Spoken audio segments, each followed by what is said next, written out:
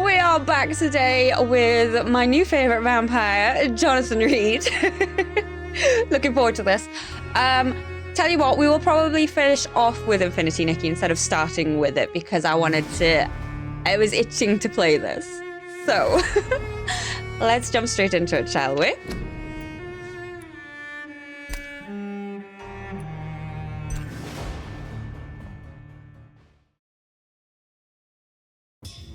Okay.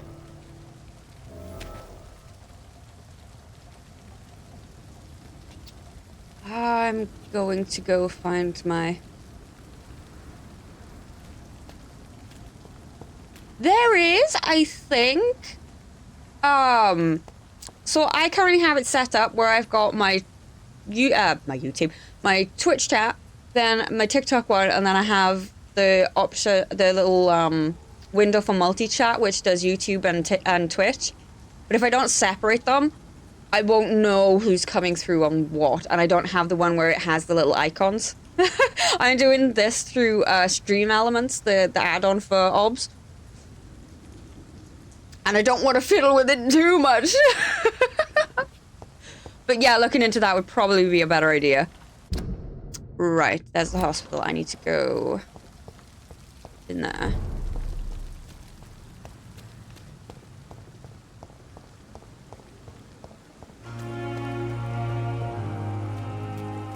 And I know that I'm not allowed to have any other chat showing apart from this one. I don't want to get in trouble.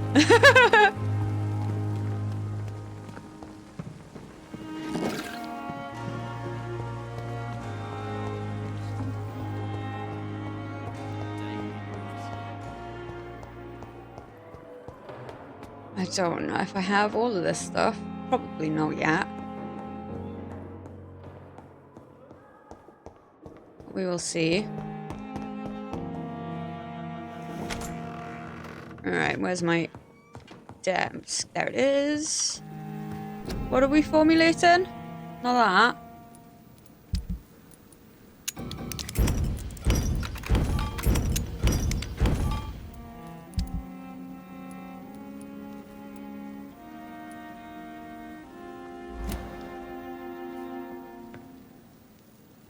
Chlorite. Wrong one.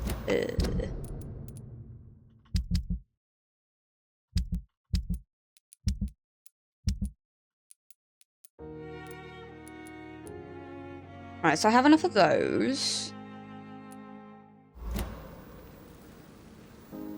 1 unit of potassium permanganate. Got that. 6 unit of ferrous tartrate. Oh, I have enough. What am I making then?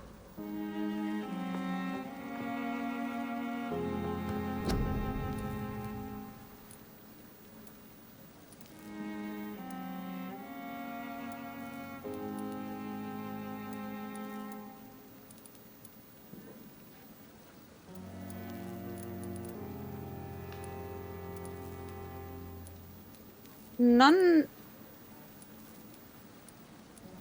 Huh?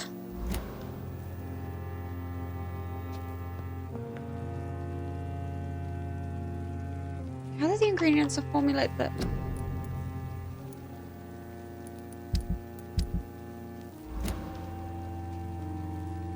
One moment.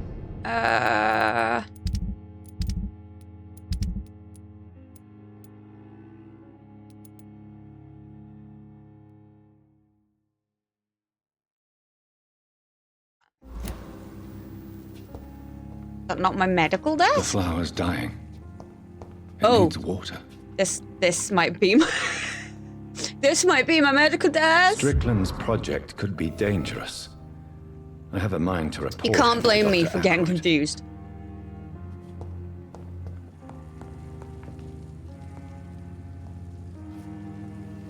Right.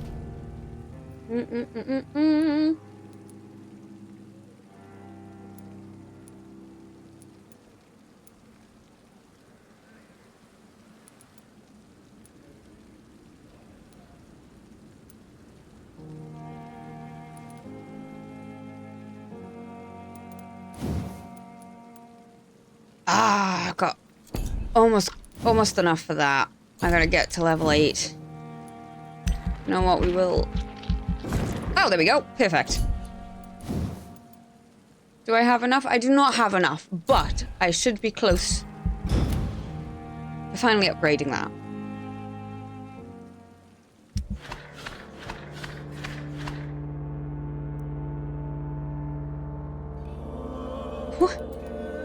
Oh, fatigue. 1, 2, 3. Why is everybody fatigued?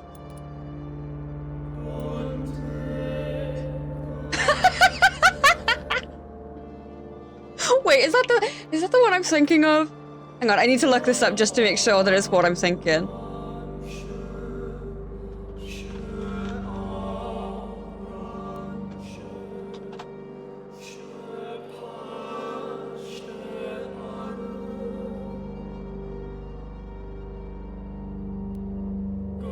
Yes. Okay. Yes, it is what I'm thinking of. Just double checking. Sorry. Right. Okay. So I need a bunch of. What was that? 2, 4, 6, 8? 8 fatigue thingies. Yeah, good grief.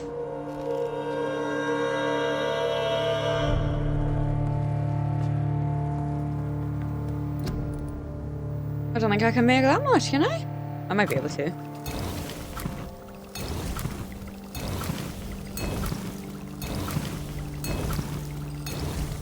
Okay.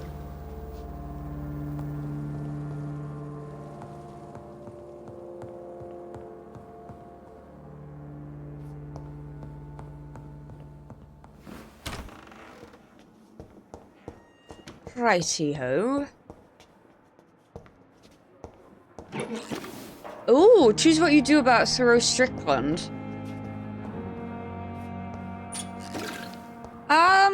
Ooh.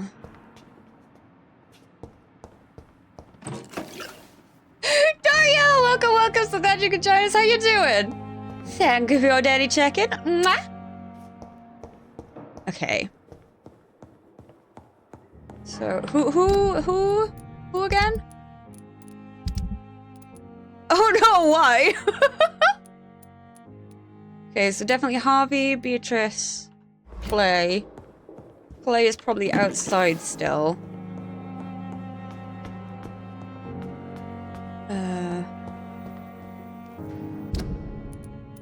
What number is that? How I get to here? She's fine. Whenever I see Elwood, I just think, Elwood, you ain't no good. Right. Disgust on every... Hello, sir. I have something for you. Evening, Dr. Reed.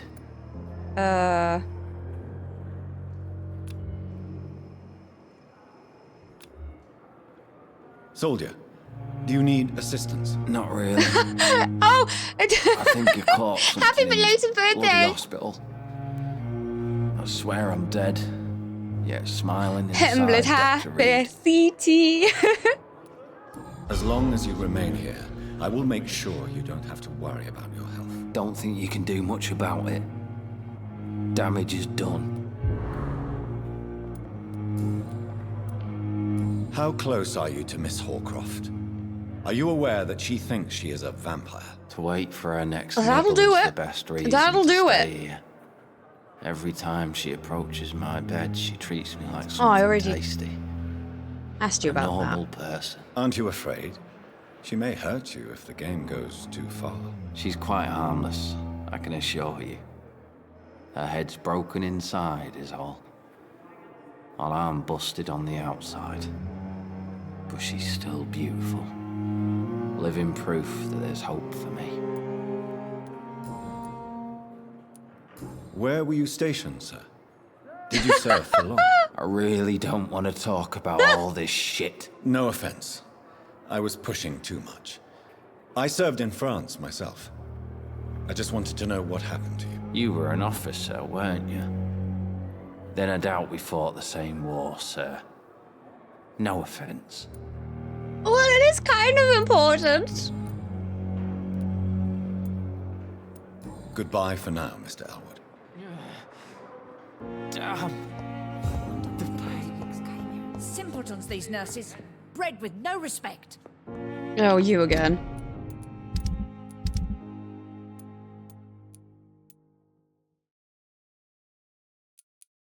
Okay, so...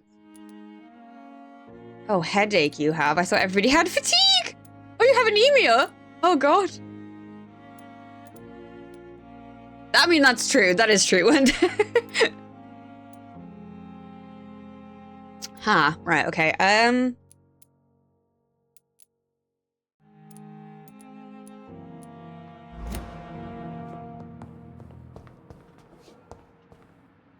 Good evening, Mr. Hampton.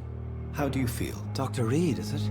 Oh, sir, I must apologize for my behavior. What do you mean? I was not myself in the factory. Fear and exhaustion made me say awful things to you, I'm afraid. You remained perfectly nice and polite. A little delirious, perhaps.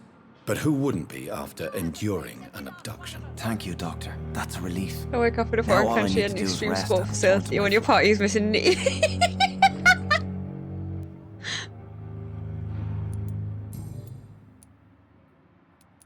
What do you do for a living, Mr. Hampton? I can't help but notice the cross around your neck. I manage a night asylum for the poor and homeless of the docks. And I try to guide the lost and hesitant on the right path to our Lord. No decency. All liars. Are you a priest, Mr. Hampton? A deacon, maybe? Not at all, Doctor. I'm just a man of faith willing to preach the good word. Simpletons, these nurses. Why didn't you use your cross against William Bishop? To repel him somehow? That's a very strange question, Doctor. A cross is no magical token, if that's what you were trying to say. Not mine, anyway. Someone's approached my blanket. How do you feel, Mr. Hampton? Medically speaking, I mean. I feel exhausted. Beyond exhaustion, actually. William drank so much of my blood in his madness. I feel Every last one of them. empty. You're in good hands here.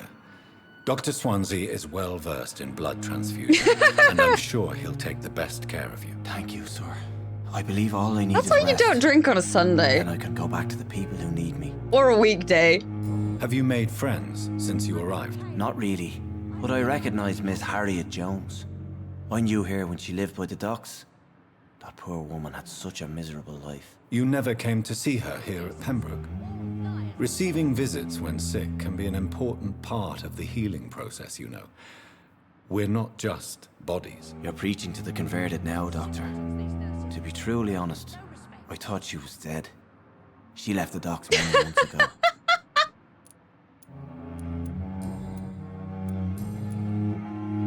How did you end up in William Bishop's den? I had received alarming news about his recent behavior. I went to his place and he refused to let me go. Didn't know the spoon. It was the. I don't know what I'm. Liars and thieves. How does that happen? Why did he abduct you? William was an alcoholic. His addiction suddenly changed to blood. I don't know why. Just like a patient I met here. This Miss Hawcroft. You I dared don't to think enter I this have awful ever place been alone. that drunk in my You're a life. hero, Mr. Hampton. Or a fool. I'm just a man trying to help his friends, Dr. Reed. William Bishop was a conflicted soul, searching for light. Do you know Tom Watts?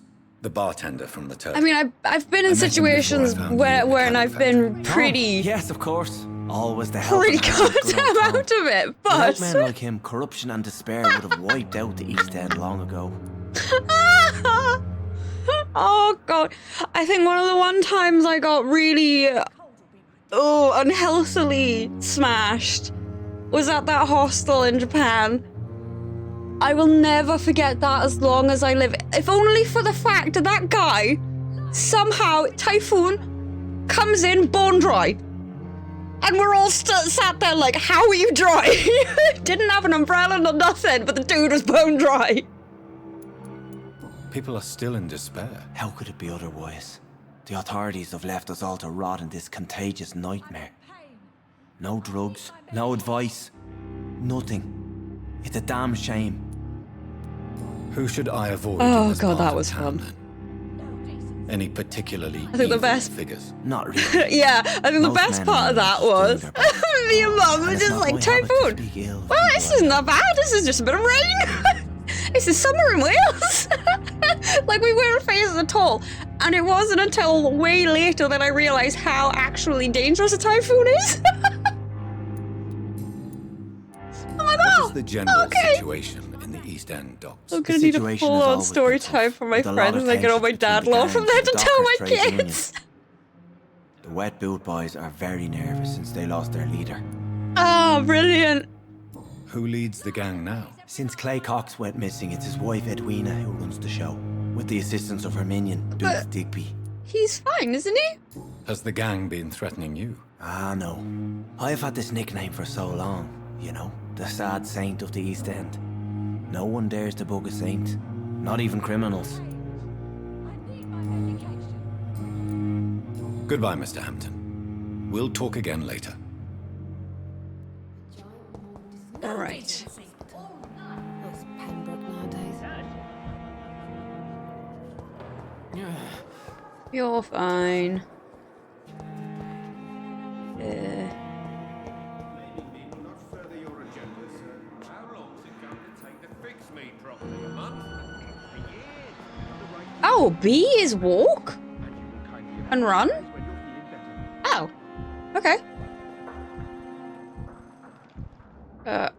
Harvey, I'm alright. come here. Don't waste your time with me. Harvey. My sweet girl. Good evening, Mr. Fiddick. Good evening, Dr. Reed. Any news about my operation? I just want to sing.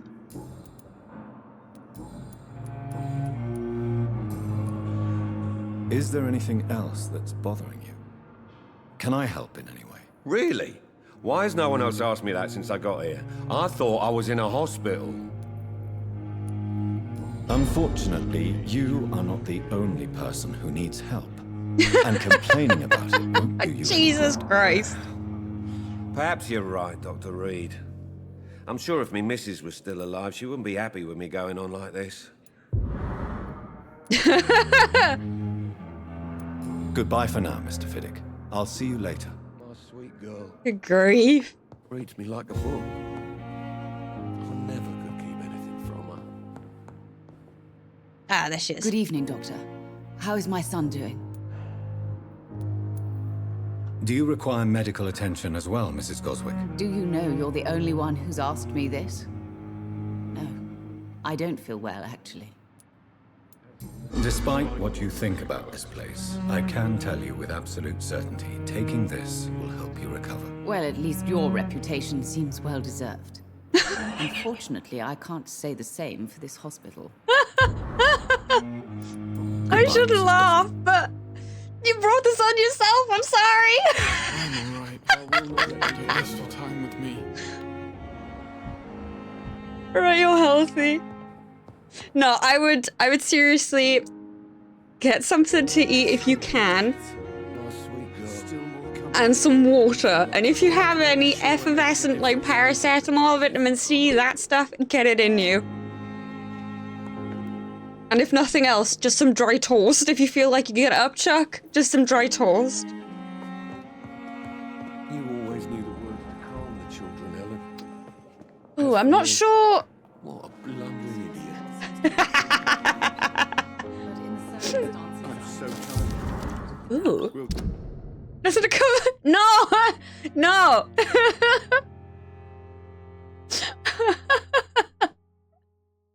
Unfinished letter, Pembroke Hospital, 2 of November. My dear children, sorry I did not write to you before, but it hurts like hell just to write these few words on bloody paper. Don't worry, Daddy will go out of the hospital as soon as the doctors fix his arm. In the meantime, if you need something, go see Mr. Chadwick at the construction site and tell him you are Harvey Fiddick's children. You remember Robert Chadwick? The big guy with the moustache who helped me repair the house doors last spring. Go see him and ask for a few bob. Sorry. He won't refuse to spare you a few. I'm sorry I can't work anymore for now, but we'll figure... Hang on. Need to clear my throat. Okay, I think that's better. We'll figure out something as soon as I'm out. Don't worry, everything will be fine as soon as Daddy's arm is strong enough again. As soon as the doctors have fixed my arm, This shift never ends. Ooh, new hint available. Harvey! I'm back to terrorize you. Good evening, Mr. Fiddick. Good evening, Dr. Reed. Any news about my operation? You seem worried about the safety of your family. And it's obviously the reason why your There you wound go. troubles you so much. Thanks for cannot give up on confidence, my Oreo. I children hope you now. feel much better They both after your need me living. snooze. What about their mother? if I may ask? Take She care. I died in hope we see you 1915 again during one of soon. the first Zeppelin raids. We never found her body.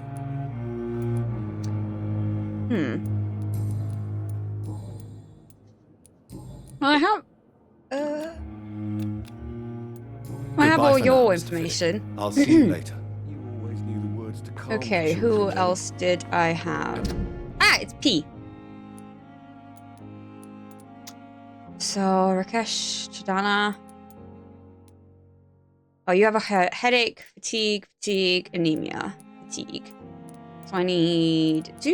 I might have one. Oh no, that's sepsis. Never mind. As for me, what a blunder. Okay, let me go make one for a headache and for anemia.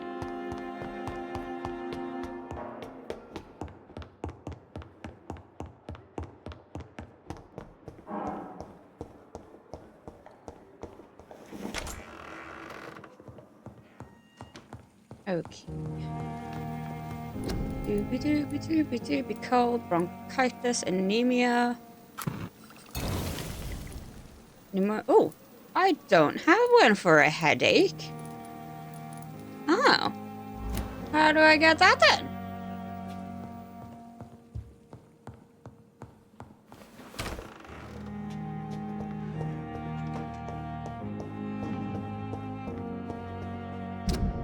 Alright, you're outside, I know that much. You're outside. So are you, I think?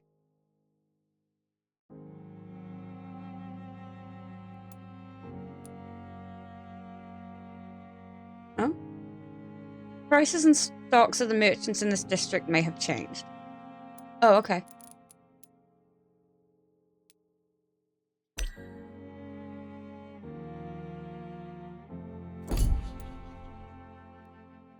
Oh, wait, is that the guys that were... Yeah, oh, okay. Oopsies, I didn't mean to knock my microphone then. Oh, okay, I know who you are now. I don't know where you are, but I know who you are.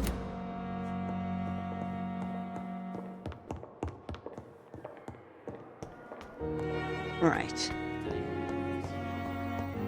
I've got to go beat up a bunch of blokes for you. I don't want to, they're all mean and tough.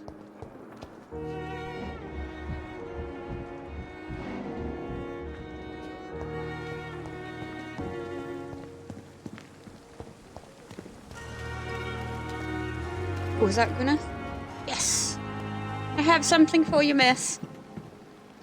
Good evening, Nurse Brannigan. Good evening, Doctor. Do you require medical assistance, nurse? I will be fine. As soon as I can get some sleep. Yeah. Nurse, you won't be able to help people if you're sick. Take this, and do try to get some rest. I'll try, Dr. Reed. Thank you. Can you stop, please? Goodbye, nurse. Call me if you need assistance. What is setting me off? I closed the window, there shouldn't be a breeze. Well done. Hello, sir. I shouldn't really say that so cheery when you've got a side hustle going on. I don't really approve of it.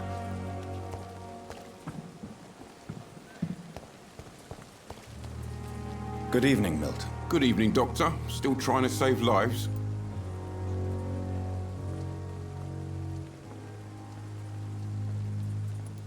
I need to hear you speak again. Hang on.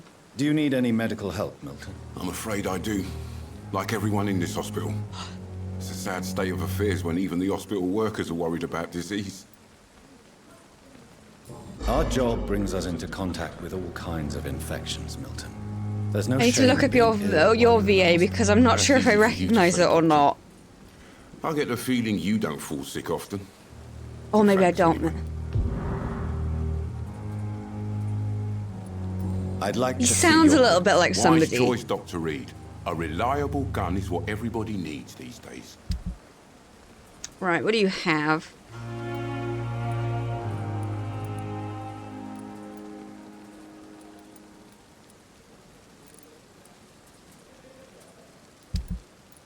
Nothing that I really need, actually. Okie dokie, right. I'm gonna help you. Clay should be... Well, last time I saw him, he was out here. Oh, is that him? Hey, Clay, I got something for you, mate. Hey, Doc. You're lucky to be alive, Mr. Cox. I hope you're starting to take better care of yourself. This place is full of sickness and decay. How could I get better in such a dump? Consider yourself lucky that I'm treating all of my Yeah, I think you said what I was thinking, mate. Don't push your luck. Don't play the innocent with me. I'm sure you have good reasons to act this way. And also weaknesses that can be exploited. I'll leave you for now. Fine, stay here and rot. I've never seen so many people dying at the same time. See if I can. No, actually, I will feel really guilty if I do. But also, one more word from you, and I will.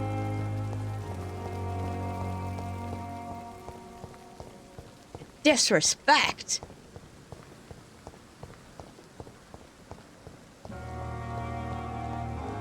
I mean, true, I did almost go to eat him, but he was mesmerized. He shouldn't know that. I saved him.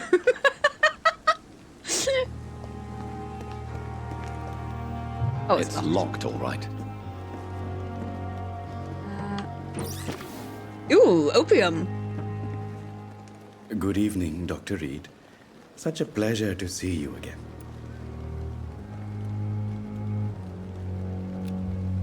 Do you need medical attention? Well, the proximity of the dead is not the most healthy company, even if the quiet can be appreciated. Don't take too many risks with your health, Mr. Chidana.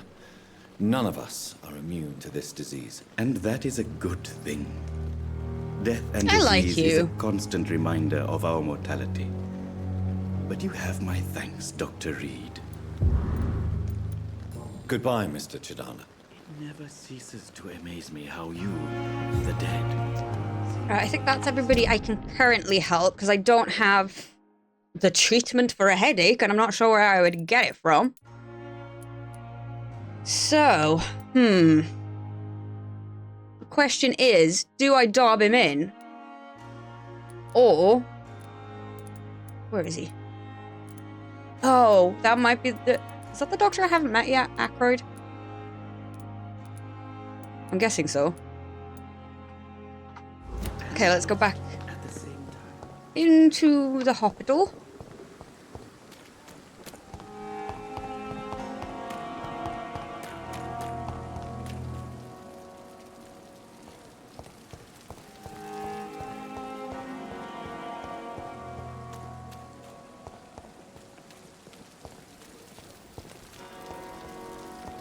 I thought that there was a body, not a sheet.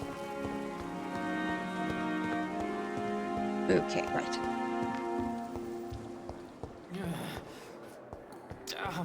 Where were you? You're over the next one, I believe. No, that's wrong. The other side, maybe.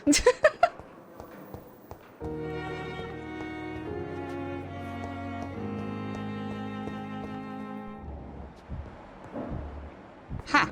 Yes, you. Let me talk to you. Good evening, sir. I'm Dr. Reed. I believe we're going to be colleagues. Reed? Yes, I've there been he is. informed about your arrival. I'm Waverly Ackroyd. Welcome aboard, I suppose. Does my arrival inconvenience you in some way, Dr. Ackroyd? Let us just say that I don't particularly share Dr. Swansey's enthusiasm for hiring you. What we need here are reliable professionals, not overrated dabblers.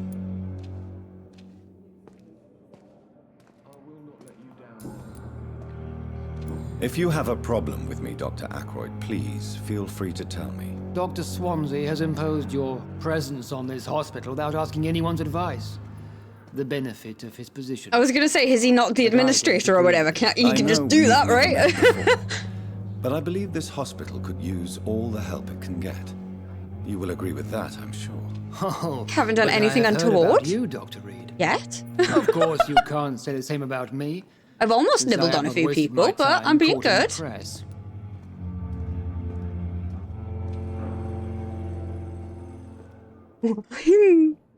I really would have been like, you better change your tone with me, but no. There is no need for such animosity between us. Don't you think the epidemic is already enough to deal with? That is one point we could agree on. And that is precisely why I want to be sure that you will be of help to this hospital instead of a burden. Since your tenure in this hospital is longer than mine, perhaps you can tell me more about this place. Let's just say I'm tired of the carelessness around me. I have always respected the skills of Dr. Swansea, but over time his enthusiasm has become displaced. Carelessness? Exactly what are you talking about? We're here to save lives.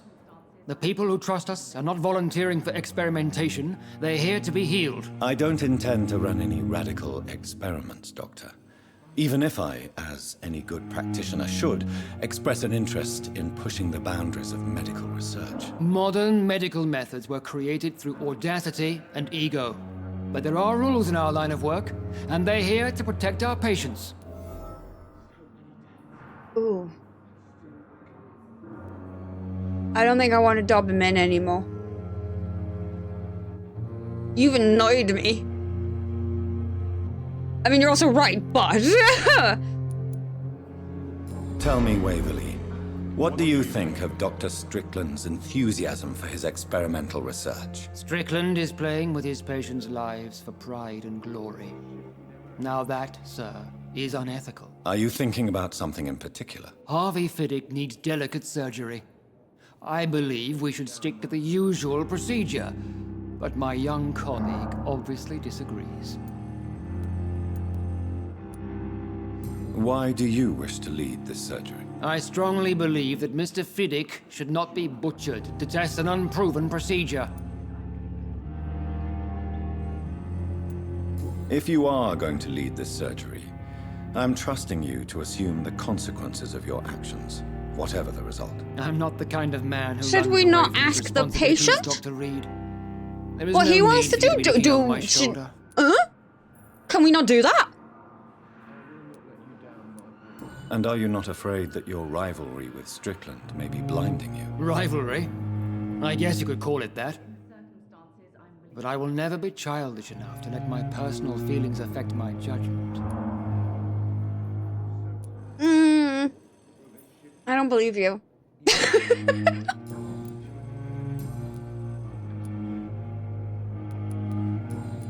Oops, wrong one.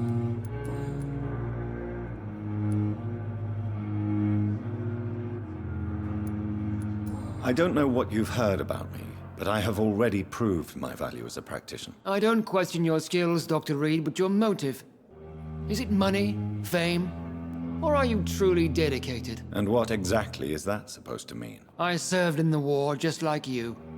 But unlike you, I did not use the wounded to play the modern sorcerer. Be careful what you insinuate, Dr. Ackroyd. I only want you to admit you used those men to improve your theories.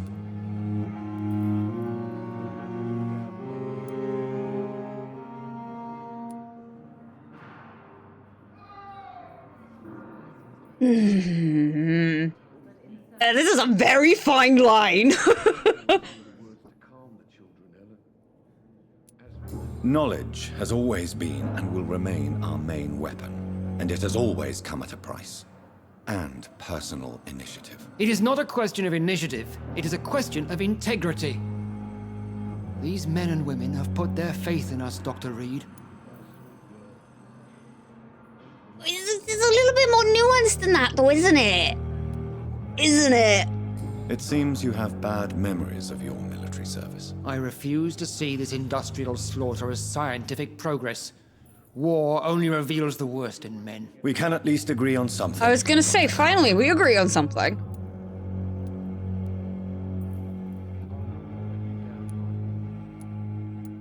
Do you think Dr. Strickland has any chance of curing the Spanish flu by himself? His wish to cure the sick is not driven by pride, but by an idealistic view about our mission here.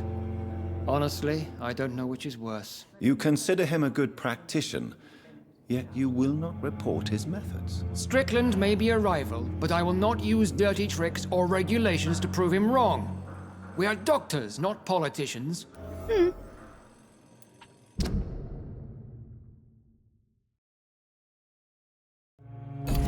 Admirable. What hint did I pick up? Thank you for your time. We'll talk later. But in the circumstances, I'm willing to give you the benefit of the doubt. Oh,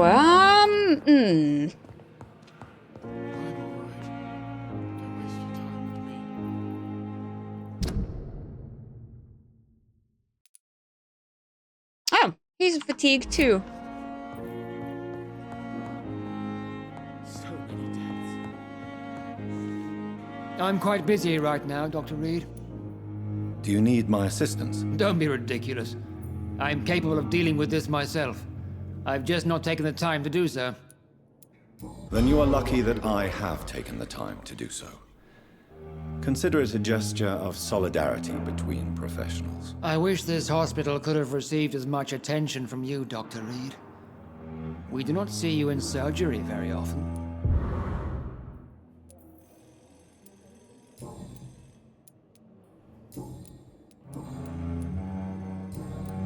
Thank you for your time. We'll talk later. Ooh. How can we be sure we're making a difference? Good evening, Dr. Strickland. And good evening to you, Dr. Reed. Can I be of any help? I have managed to improve the mixture by diluting it. Have you ever heard of Sir Joseph Francis Olive, or the placebo effect? No, I don't think so. Why? A placebo is a substance or procedure that has no actual physical effect. You made a placebo of my project. Why? Research has established that a placebo, as long as the subject believes in the effect, can provoke a positive physiological reaction. Really? That's fascinating. And you want me to, what, administer the placebo and see what occurs? Something like that, yes. Well, I'm a bit surprised, but I trust you, Dr. Reed.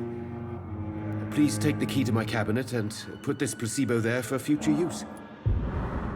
Ooh. Did you know Dr. Ackroyd never reported your experimental research, despite the fact he doesn't agree with it? Really? I didn't suspect he knew about my work. I must confess I am surprised. Perhaps he thinks you should realize for yourself the danger of what you're doing. See how condescending he can be? My God, he can be so irritating.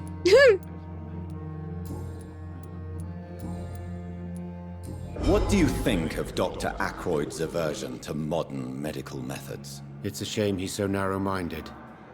Dr. Swansea taught me that science is about exploring uncharted territory. I'm convinced that's true. With the influenza and all that's going on, you should put your differences aside, don't you think?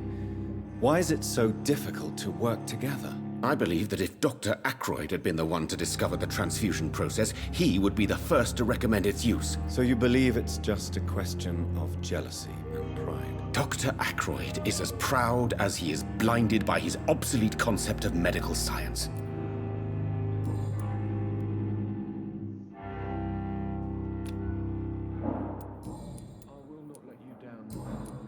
Goodbye, Dr. Strickland.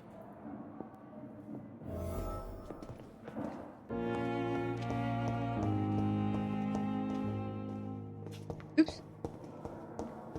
Right. Where is his office?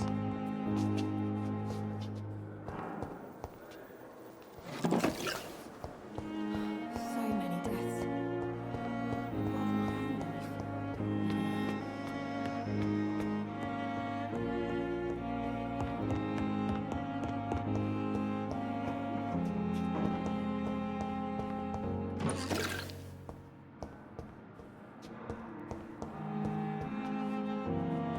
Oops.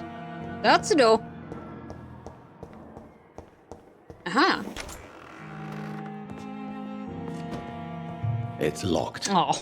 At least Strickland can't kill anyone with this formula. It's locked, all right. Ah, no.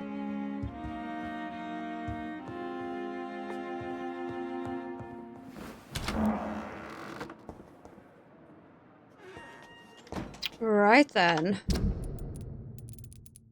Is it that one? Yes.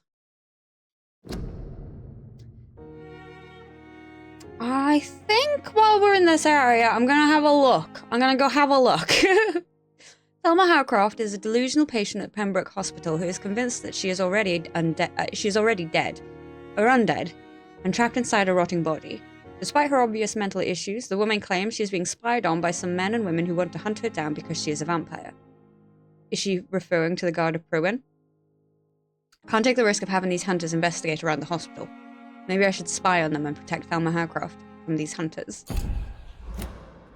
Spying? No, I'm probably going to end up murdering everybody.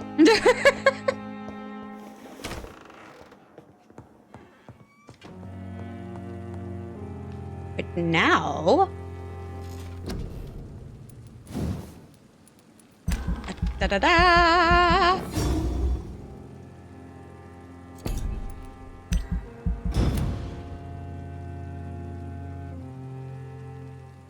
It's not.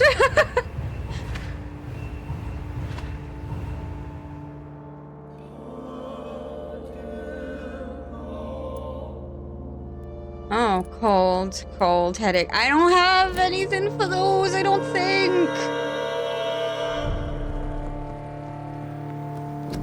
No, I don't. Oh, wait, I have cold. Never mind.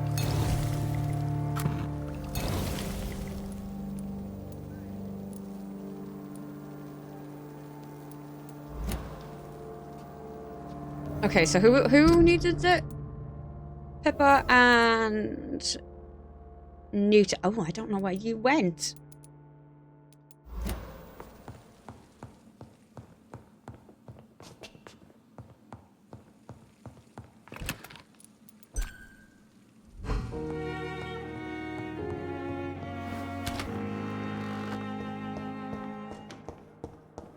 Right. Actually, I wanted to, how do I? Ah, F is track.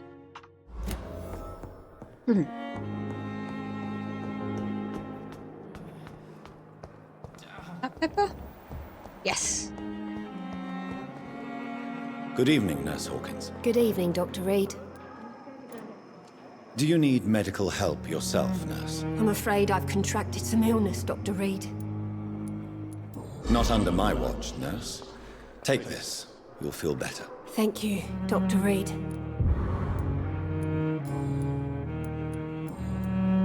Goodbye, Nurse Hawkins.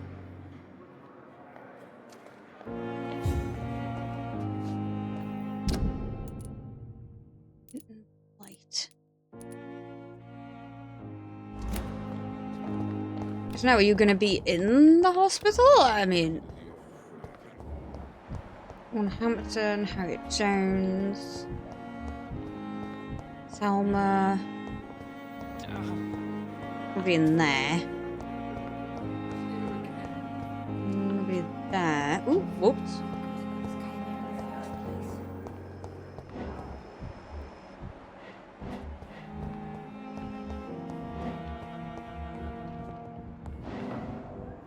Oh, why did that?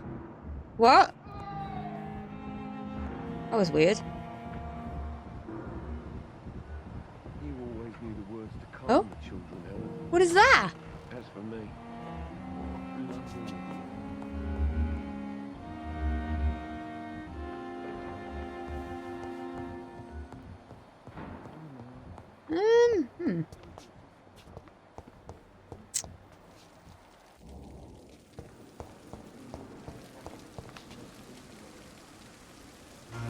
Guess I'll see him when I see him.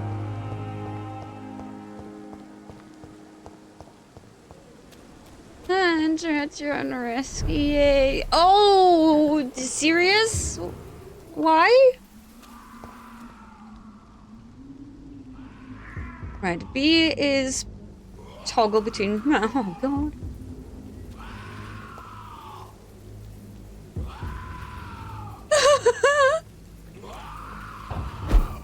What a hideous noise. Oh god. Oh yeah, this is way above my pay grade.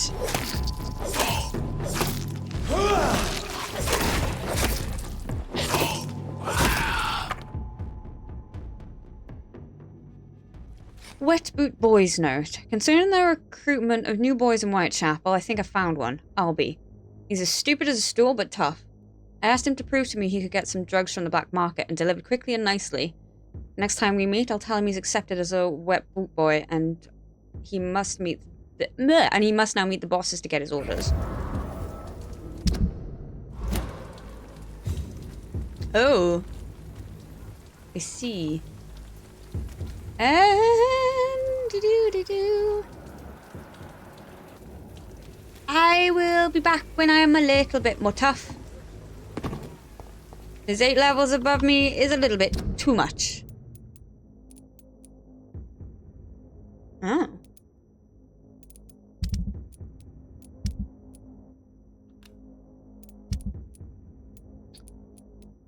Right. What do you mean? I have to go through Oops, did it again. Do I have to go through that? Can I not? What is this area?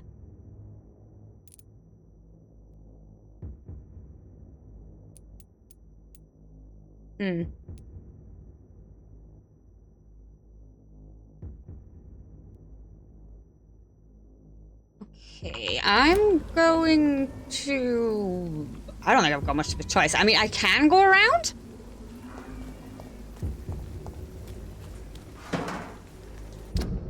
I could come back down... Oh, good, you can see my mouse. I can come back down and around and up there, but I don't know what these lines mean. Is that going to be danger as well?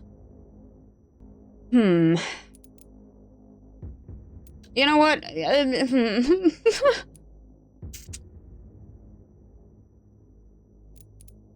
I guess we're going through it.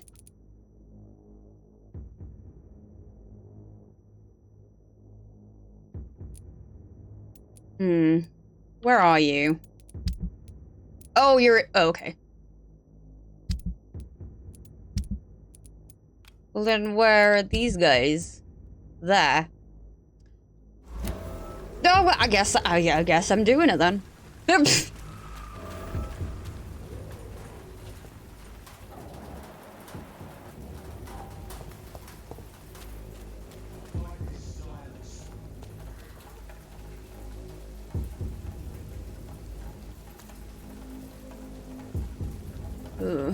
Oh, well, at least it's not level 18, but how many of you are there?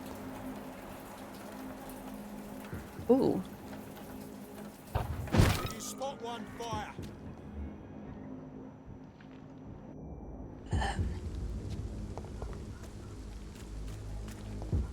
Oh, whoops. No! No! Whoa! Fire hearts! Fire hearts! No, no, no! Come over here! Come over here! Come over here! Come over here!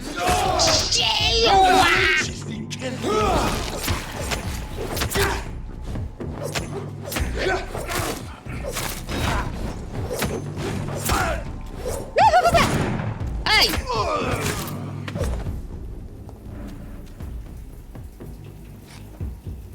Yeah.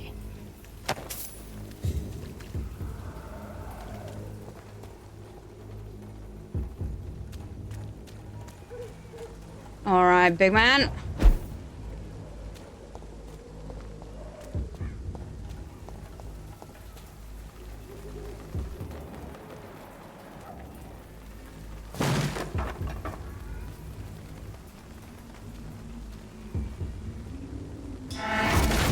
Over there!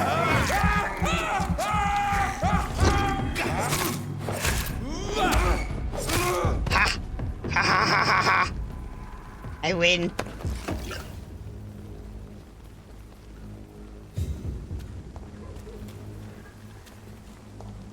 Hello?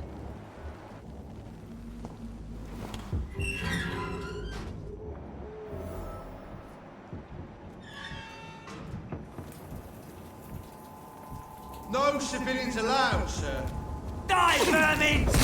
Stupid beast! Oh no! No!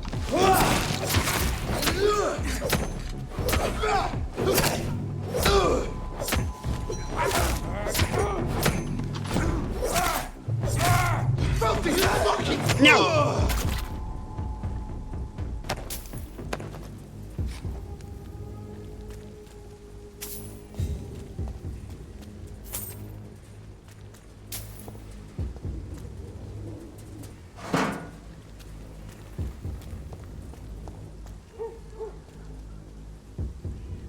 Right, steal the reports, lead him to the Pembroke Hospital.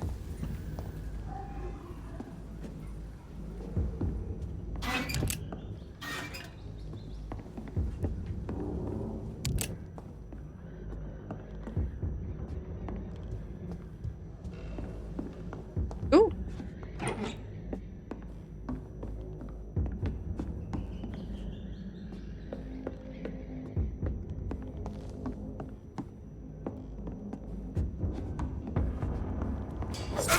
Die, vermin! No. I don't know how... I'm gonna be honest, I don't know how I changed my weapon.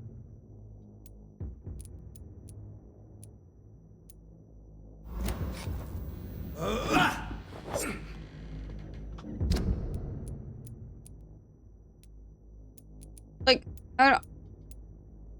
E?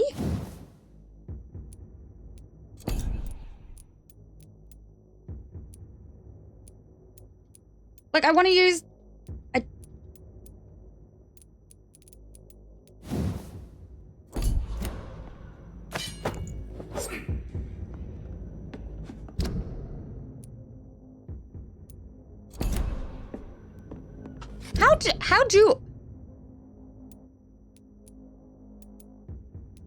How do I change what I'm using?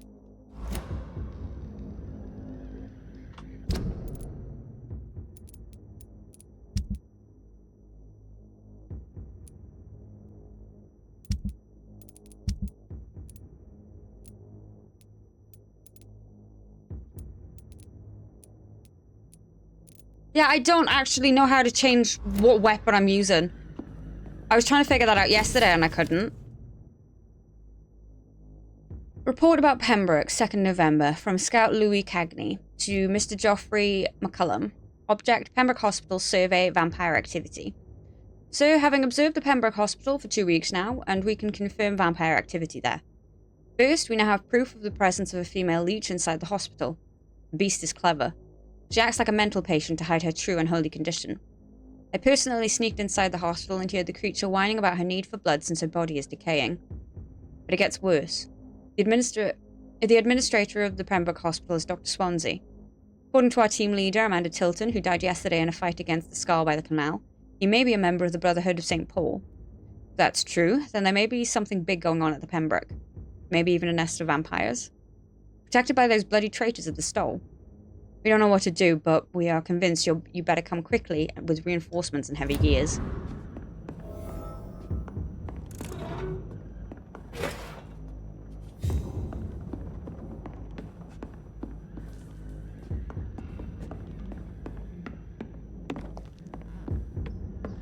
Do I have to do it in a hideout, maybe? I don't know.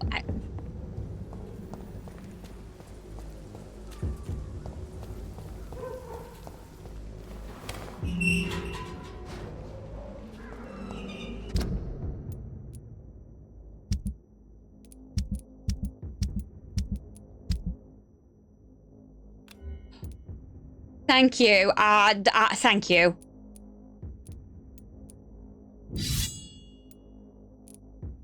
That's a two-handed. I don't want to do two-handed.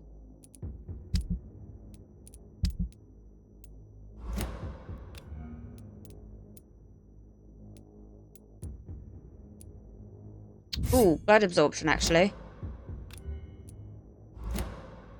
This is the dragon vein. Does that mean I can do that?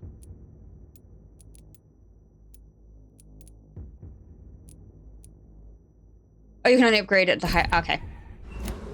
Good job on going back there to tell Thelma that she's safe. I can upgrade it there as well.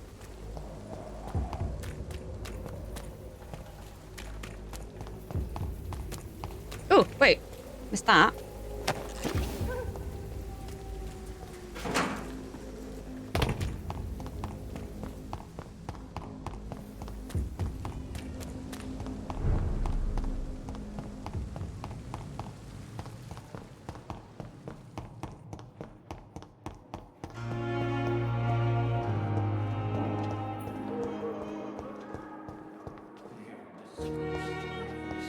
Oh, there she is. Daily routine. Good evening, Miss Howcroft. How are you tonight? I need blood, Doctor. Warm, rich, vibrant blood. I have made inquiries about the men who were tracking you, Miss Howcroft. I did not expect a mortal to have this sort of courage. Speak, Doctor. Why are they hunting me down?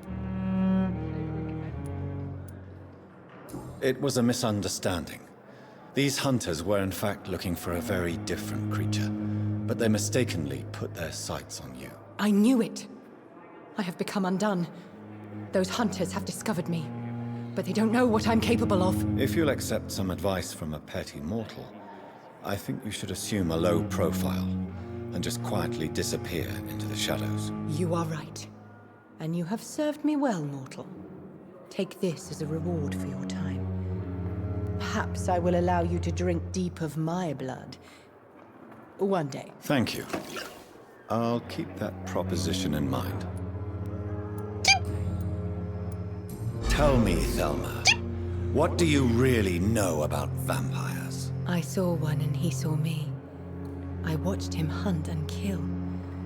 I saw his terrible wounds heal as his victim died. And then I knew I was saved. You mean you actually saw a vampire? Here in London? Yes. And it has been the answer to my pain. I must drink and kill to regenerate my decaying body. I am a vampire too.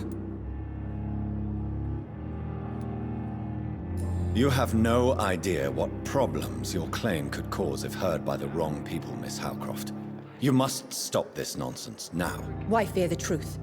Strange things live in the dark, Dr. Reed.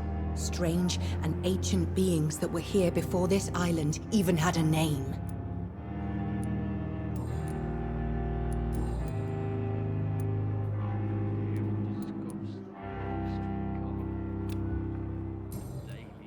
I'll leave you, Mistress of the Dark, to your nocturnal activities. Ooh.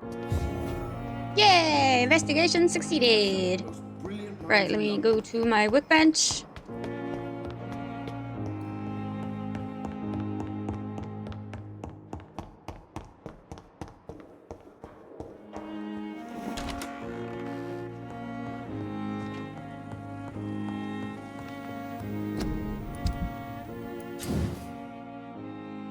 Weapons upgrade. You can upgrade your weapon to a new level with the required ingredients. It will inflict more damage and you will also gain access to customization slots.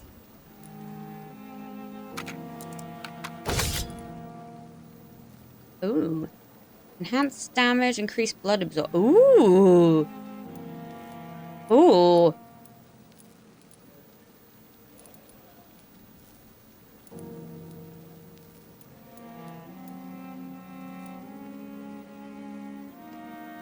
Ooh. Ooh.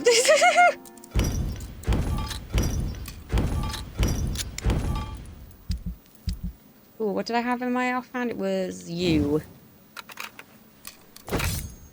Decreased stamina consumption.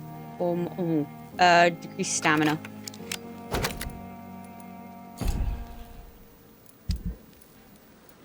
Okay.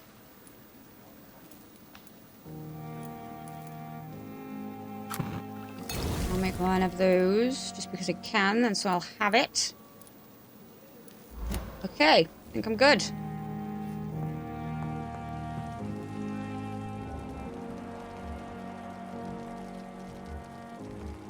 Unknown? Who are you?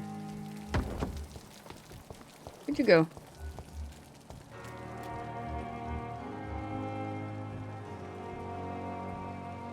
Huh.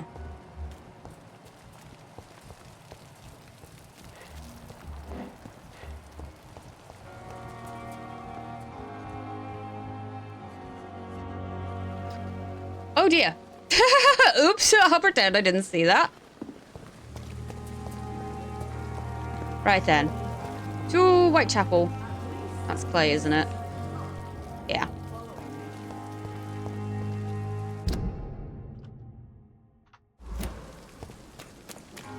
Ooh.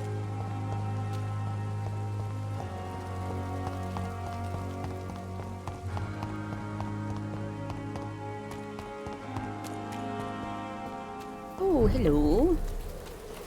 Mine. Right.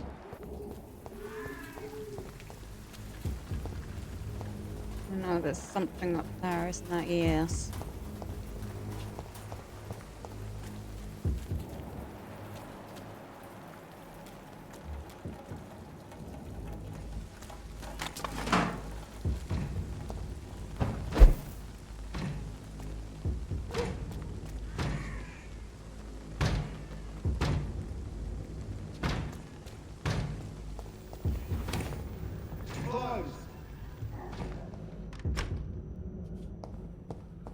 It's open to me.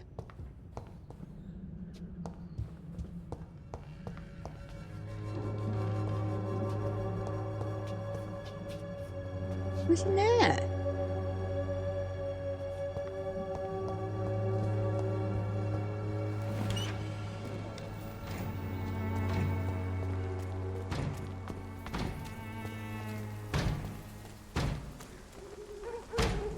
Oh. This was mine! Ow, hey! Uh-oh, uh-oh, uh-oh. Woo!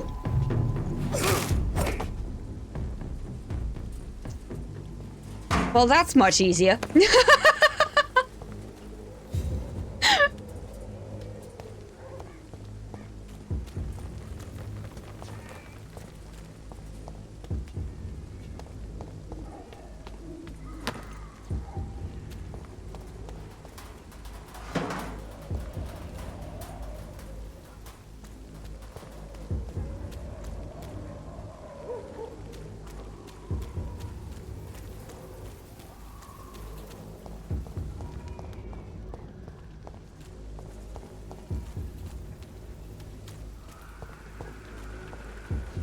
Oh. More and more of these bloody leeches every night.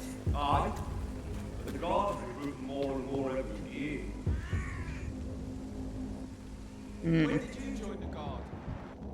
2 days ago. This is my first patrol on rotten meat. I'm here, I know. One of them! Oops.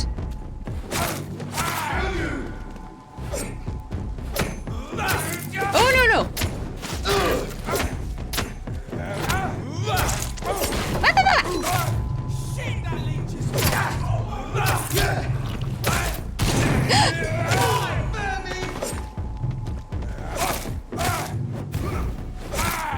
You set me on fire.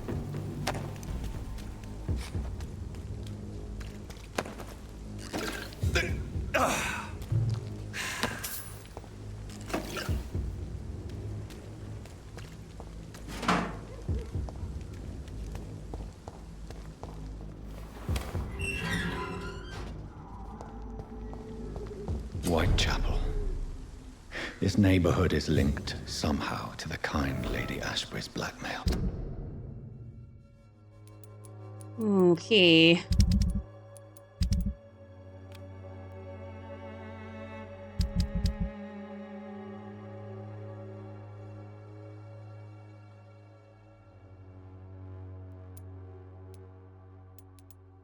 But I don't want to give the recruitment note.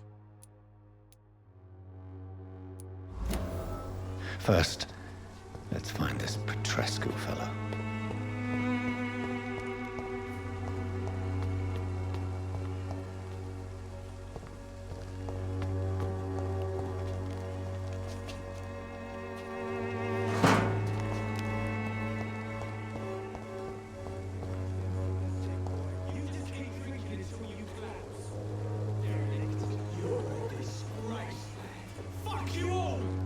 Oh. Stop it now, Albert. Stop it.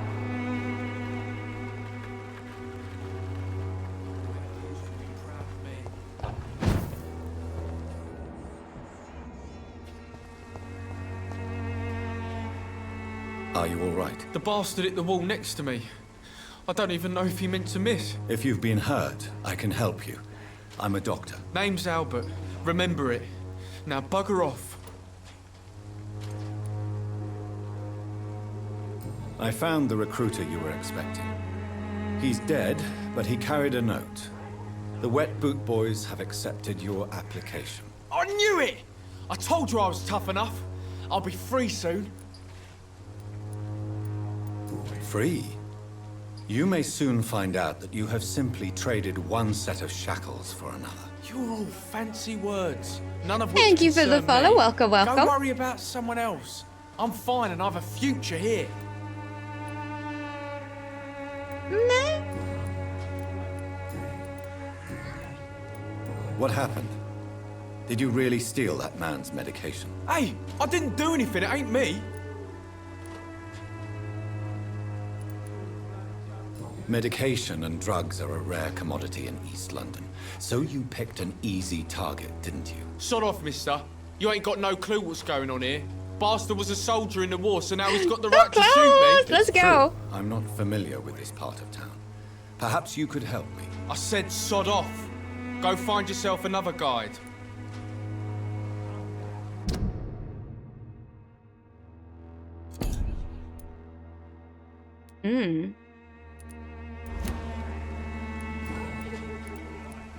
Do you know Nurse Dorothy Crane from the Pembroke Hospital? If you know anything about her, I'd appreciate it. Never heard of her. She's pretty, I'll keep an eye out.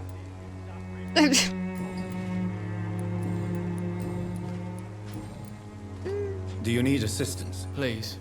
Feeling tired these days. There you go. Let's hope nobody steals it from you. Very funny. Goodbye, young man. I won't end up another drunk arsehole littering the streets. Not me. Bloody hell, boy.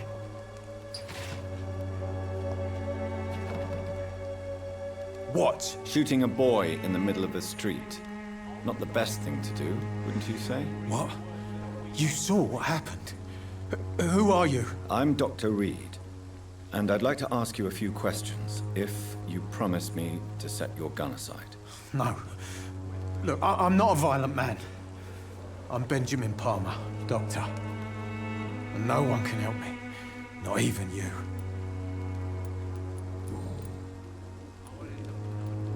Whatever the boy did, I'm sure he didn't deserve a public execution. I swear I didn't want to hit him. It's just that I'm sick in the head, you see, and the boy just frayed me last nerve. What is it, Benjamin? It was the war, wasn't it? Your nerves are shot, aren't they? I need some answers, Private. From one soldier to another. The doctors called me a liar, a coward. Put me in a straitjacket, locked me up. Finally, they sent me back to the front lines with a handful of tablets. It's a pity that doctors still practice such barbaric methods. It's a dishonor to our profession. Now only the pills stop me thinking about this shit. To not hear the explosions. I'm even scared of the dark these days.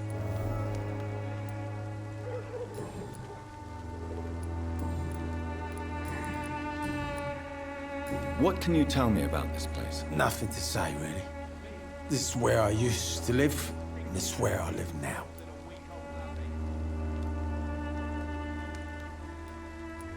You mean you used to have a better life? Yeah, I had a wife, a home, and a job.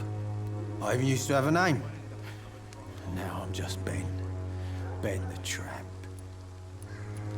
You don't have anywhere to go? No family that would welcome you? Not since the death of my wife, Albert's mother. She was sick, you see. Long before the flu and all this shit. Perhaps you could focus for a moment and tell me your troubles. I'm sick, broke, and my son just stole my pills. Everything's coming up roses. Oh, I don't have anything for a migraine. I'm sorry. You might want to go sleep Do you it know off. Nurse Dorothy Crane from the Pembroke Hospital? Have you heard anything? It's funny, I've been searching for her too. I need some pills. But the woman is a phantom, if you ask me. Really? And why is that? Word is she ain't real. She's a cover for some doctor who runs an illegal dispensary for migrants. You don't seem well, Benjamin. Do you need any help? I always feel ill, sir. It's like I'm never right. I will see you later. A gun, alcohol, and a bad temper make a terrible cocktail, sir. Goodbye for now.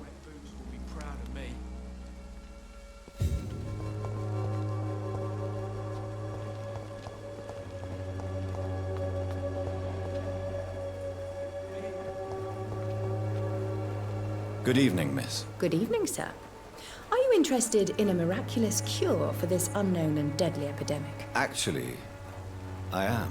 Then you have come to the right place. The famous Swanborough cordial is all you need to help keep you in perfect health. Oh, really? Why didn't I hear about it during my studies? I'm Jonathan Reed, by the way. Dr. Jonathan Reed. Ah, my brother has spoken of your research, sir. I'm Loretta Swanborough, and it's always a pleasure to meet a fellow healer.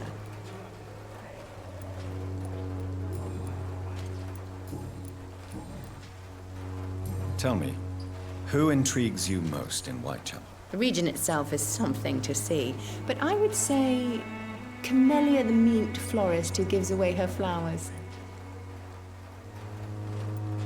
What do you think of the locals? Most of them are afraid or desperate. They all come to me eventually for my remedy. Is there anyone I should avoid? Cadogan Bates, without a doubt. The bloody bastard remorselessly exploits poor migrants as soon as they get here. Sounds like a snack. Do you know Nurse Dorothy Crane from the Pembroke Hospital? I'd like to know more about her. I don't like to talk about competition. Competition, you say? Never met her, but it seems she provides some sort of medical care to the poor. The whole thing has to be some sort of scam, if you ask me.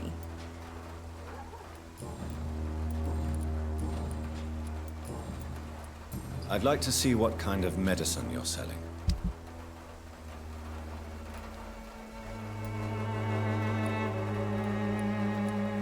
Do I have food? Yeah, I got plenty of protein.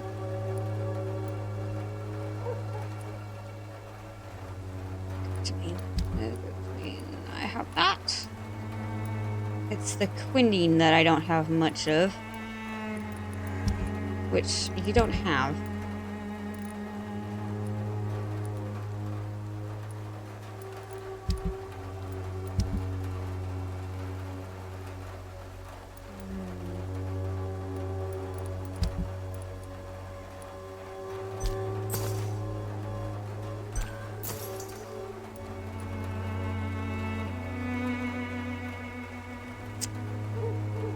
Do you know what? I'm tempted. I'm gonna break that down and see what that actually gives me. Its effectiveness has been proven by many. Even the flu is no match for the Swanborough cordial. Drugs for the sick and suffering.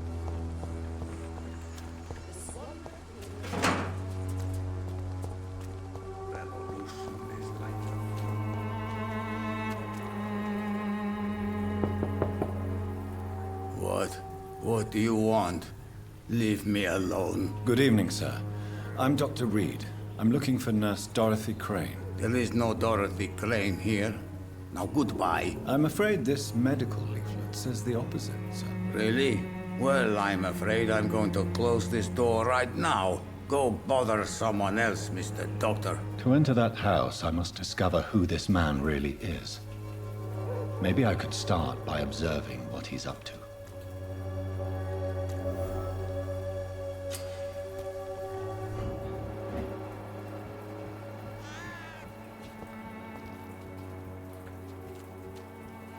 Can I eavesdrop on you? How do I do that?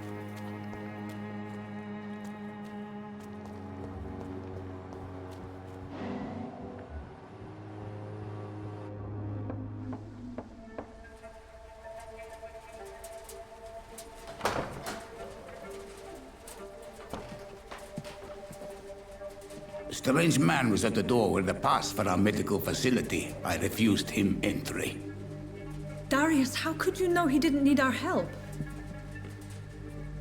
His clothes were too finely tailored to be for Whitechapel. Perhaps just a friend of that stray poet who is always about. Richard Nethercott? No, not of the same cloth, this man. I suspect some machination from that journalist. Clayton Darby. Is he still asking questions? Yes. I saw him drifting around St. Mary's Church. I swear he is tracking me just downwind.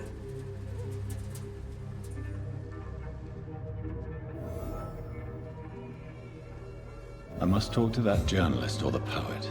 They must know about Darius. Nearby the church they just mentioned.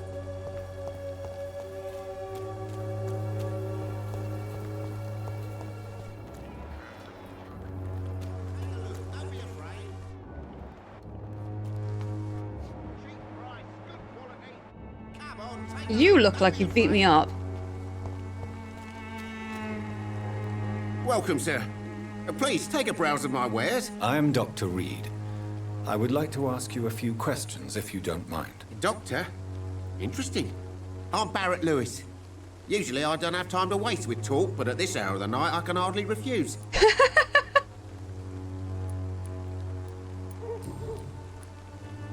How is business around here? Business? I had no business. Between this racket, theft, and customers getting scared, I'm losing money every day. I see. Sounds like you blame someone in particular for your situation. It's no secret Joe Peterson spends his time harassing merchants. But with me, he's trying to put me out of business once and for all. Oh, it's that bruiser. As a merchant, you see Whitechapel every day. Have you noticed anything out of the ordinary recently? Well, you mean besides the epidemic, the war, and all the usual crap? As long as I can remember, this part of town has been a bottomless pit, and no sign of the bottom yet. Violence is increasing in the borough. Yeah. A few nights ago, some blokes jumped me. Came out of one of the condemned workshops. Fever, madness, something like that. Where did this happen? Why did you go there? In the closed workshops nearby. I worked there as an apprentice in better days. Now I only go to find trinkets or tools. Too bad I was mugged, though. There was good money in that little box of loot I lost. Have you been hurt? No. Ooh, new That's investigation. only because I ran like Trinkets. hell. And Those more. men were raving lunatics, I tell you. Not even able to speak anymore, just screaming.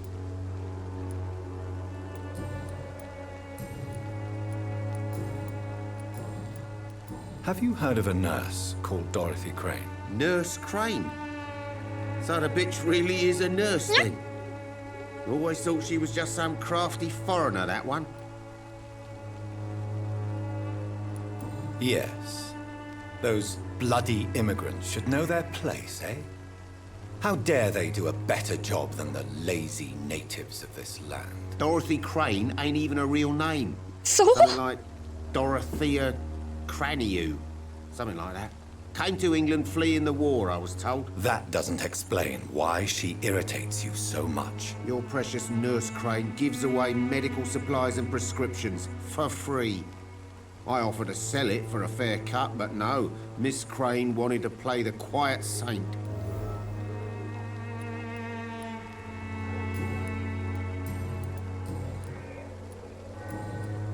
Right then. Show me what you have.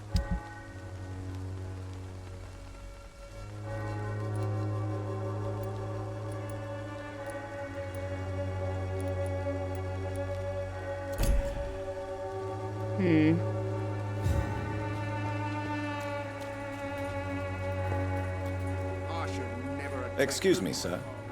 I have a few questions for you. Another journalist? I didn't answer the first one, so piss off. I'm not a journalist, I'm a doctor. A doctor, you say? It's quite a rare breed in this part of town. Really? But still, here I am. Dr. Jonathan Reed, at your service. I'm Joe Peterson to some, but Colossus Joe to most. And I don't remember asking for your service, sir.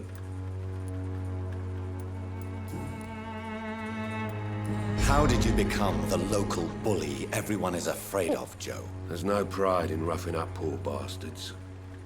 But this is the only job I've found. And it pays well, too. A job? So you're racketeering for someone else? I got enlisted by the Wet Boot Boys, a gang from the docks. I'm their muscle for their dirty work. You are a criminal who endorses criminal activity. The least you could do is stop hiding behind this pretense. I don't care what you think, sir. I do what I have to do for my own reasons, and that's that. I'm not sure Mr. Lewis would agree with your by all means necessary philosophy, sir. Oh, do you really think he's the poor victim here? Barrett can be as sneaky as anyone. Long ago, I even called the bastard my best friend. May I ask what you do around here? I do whatever I want, and sometimes even more. Now sod off. Nope. According to you, physicians are scarce in this part of town. Why is that? Not familiar with this neighborhood, are you? I guess your fancy colleagues are too afraid of being stabbed in the back. This part of town does have quite a reputation. Would you say it's justified? Totally. Look at me, for instance. I always look my opponent in the eye before knocking him out.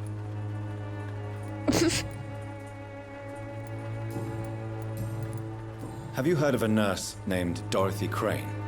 She's a colleague of mine, and is supposed to live around here. Dorothy Crane? Yeah, I know her. One of the few good souls who dare to help the sick around here. Could you please tell me more about her? She's a nice girl. Tries to help the migrants. I offered to give her a hand, but she said my reputation would attract too much attention. Goodbye, Mr. Peterson.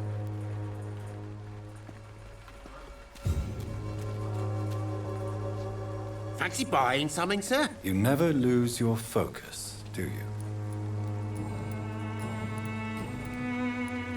Joe Peterson. He's the villain here, isn't he? But you seem to know each other. I'd known Joe for years. I saw him box once or twice. He was a friend then. But these days, he's just another thug. What can you tell me about Mr. Peterson? Besides his behavior toward you, obviously. Colossus Joe was a decent boxer, good one even. But after his wife passed away, he found every excuse to stop training. Just wanted to pick fights with everyone. It's never easy to find a new path in life, especially after the loss of a loved one. But crime is certainly not the best option. We've all had some rough times, ain't we? But most of us don't use our fists to see us through. And no one has ever stood up to this thug. Nobody would be fool enough to stand against a wet boot boy.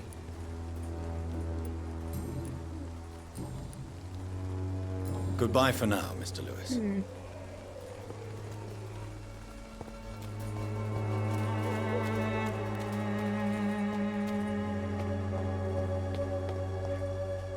Forgive my interruption. Do not apologize, my son. Father Tobias Whitaker is always happy to teach mortals about the incoming Armageddon. I am Dr. Jonathan Reed, and I just have a few questions. A scientist? You are much more lost than I thought, my son.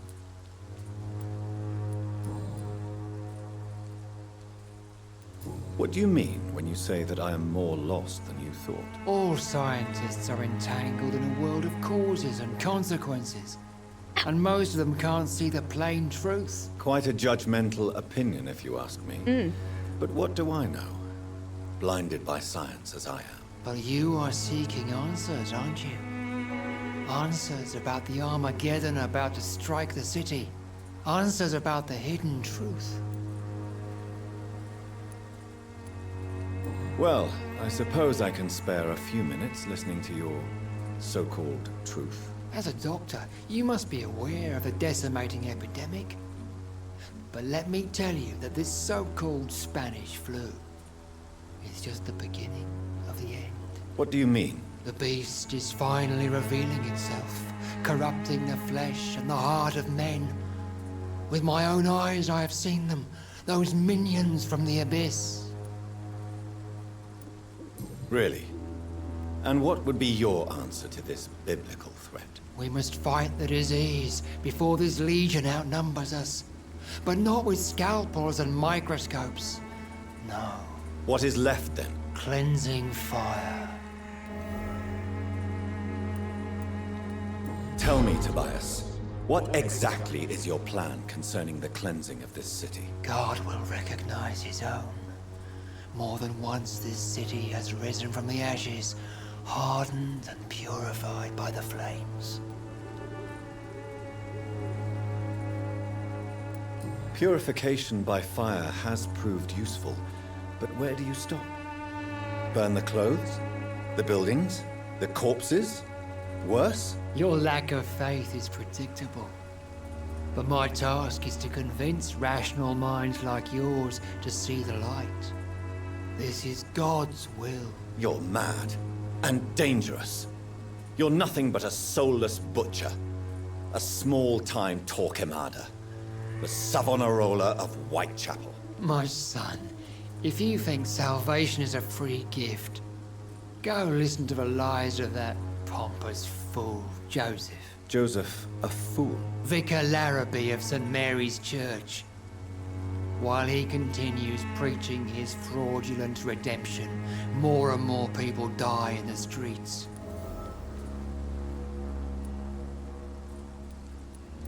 What do you mean? All quite...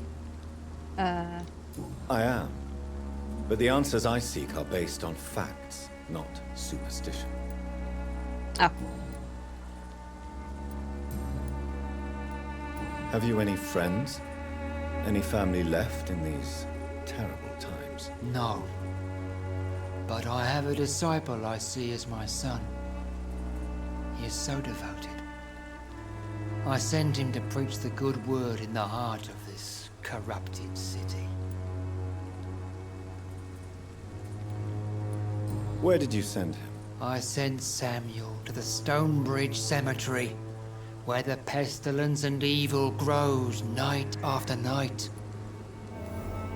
That doesn't You sound sent safe. him on some preaching crusade during the epidemic. As a true believer, Samuel will fear no evil while he walks through the valley of the shadow of... Should have seen that coming. Do you know Nurse Dorothy Crane from the Pembroke Hospital? I'd like to know more about her. I don't like the liberal ideas of nurses, but I especially abhor that Nurse Crane you mentioned. So, you're not exactly a fan of Florence Nightingale's work. But nurses are essential for modern healthcare. Nuns should be the only women allowed to take care of male patients. It's obvious only they have the necessary moral fiber. Hey!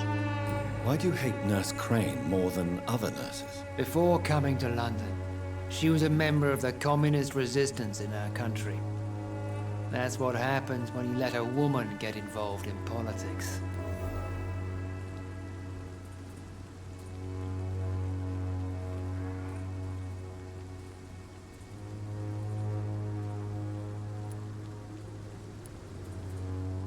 You are very close to becoming a snack, sir. Very close.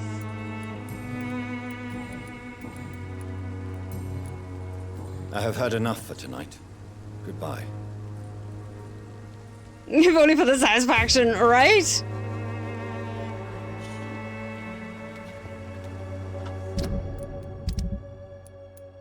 So Holy Crusade, and so where is that one? That's not the map. That is the map.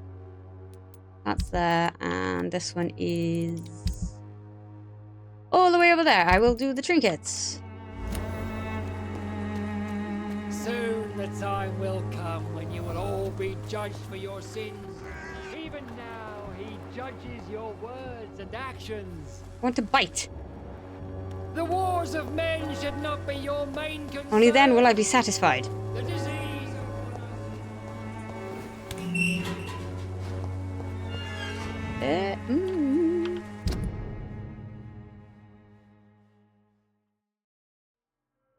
So, no, if I can get around here.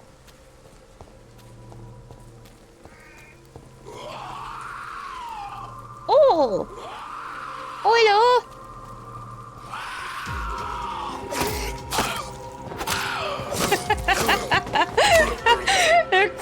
Cries of mankind, welcome, welcome to the Magic and Jones. How you doing?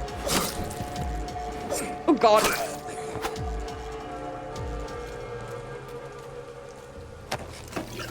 I do. I don't want to just kill him all willy-nilly.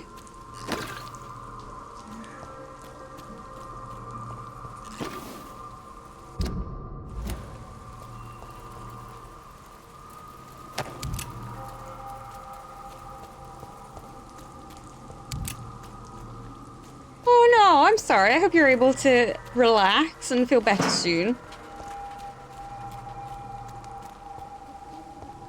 Ooh, ooh, pain. Pain. No, I've gone the wrong way. I want to go back around. God, I only have to walk for 10 minutes and I mess up my hip. My sympathies are with you. That's awful. Hip and back pain are the worst.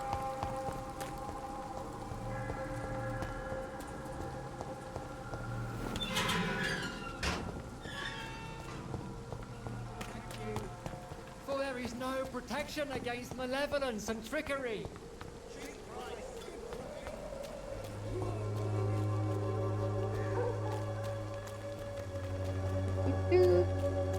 Oh, oh.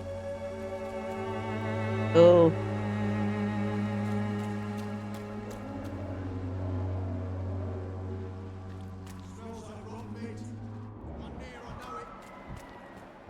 Oh, no, oops. Ah, no! No! Get a taste of this! Bloody leech!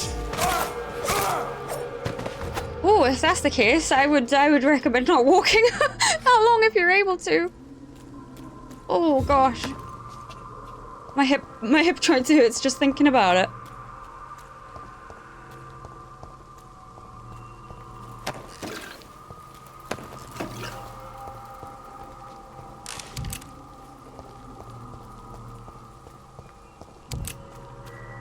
Agreed. Oh no! There's one of these.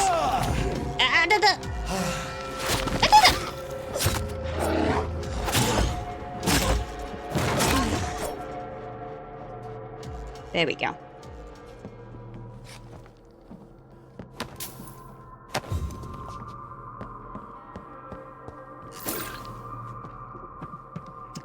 PC.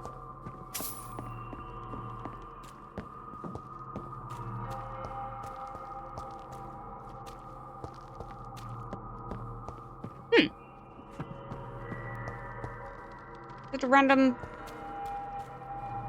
werewolfy in here. Oh, I was gonna say, oh, there's stairs.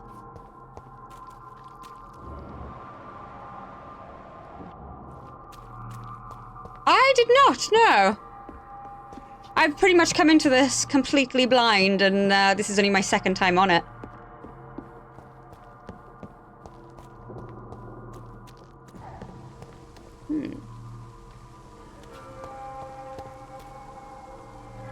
Wait, it's gotta be in here, right? Oh, oh no. Oh no. That's a beastie. Can I... Ah, I was gonna say, can I teleport? There we go.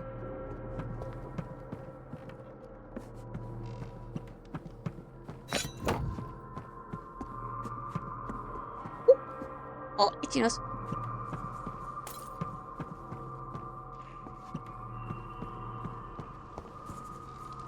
Ooh.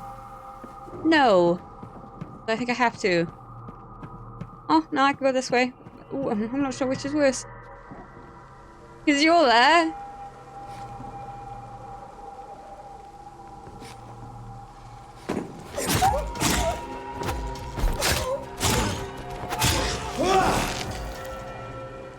You started a bit too late.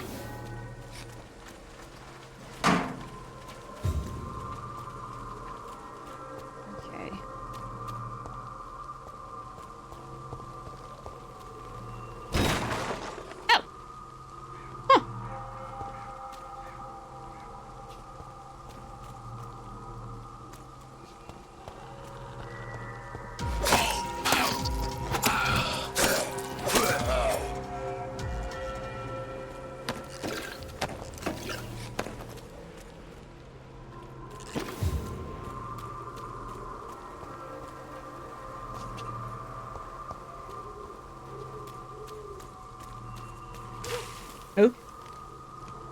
Oh, I walked right past them!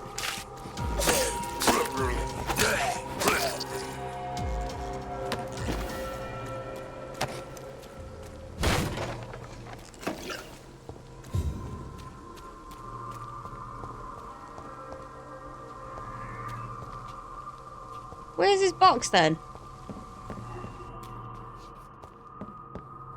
Or has it been a case of I've ran past it like 3 or 4 times?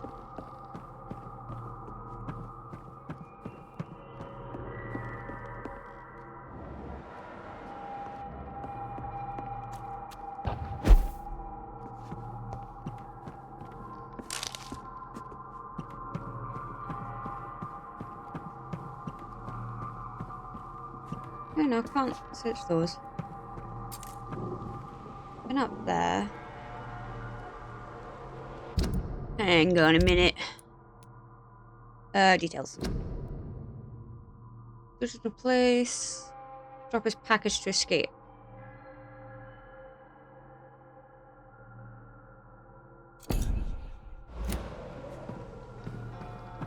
I know of it!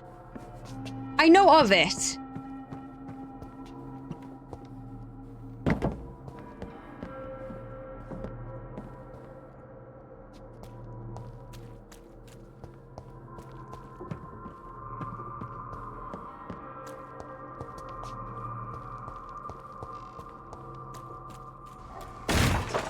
Oh, I can't.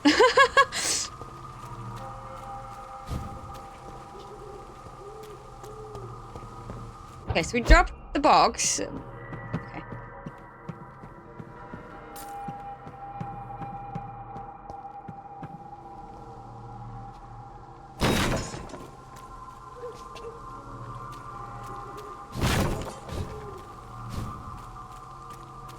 I feel like it would be something that I enjoyed. Oh, they did?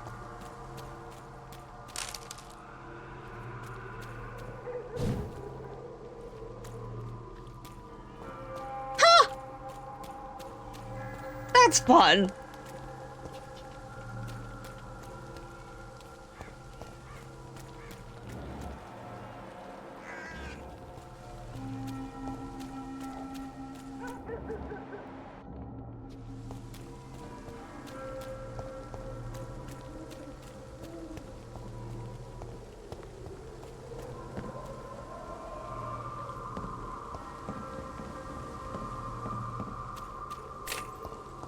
Mate, I don't see your box.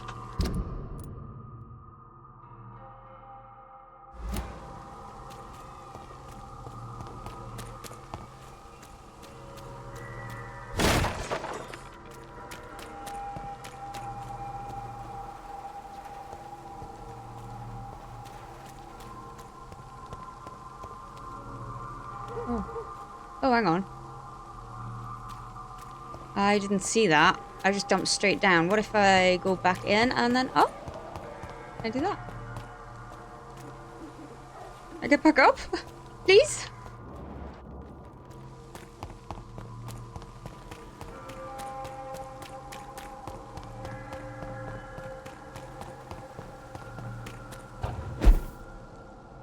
Can I... Oh! Oh, I was so close to!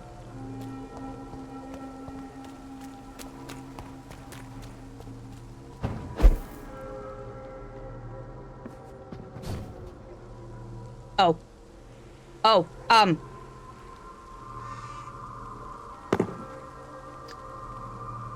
never mind. That's not where it is. That's not even walkable.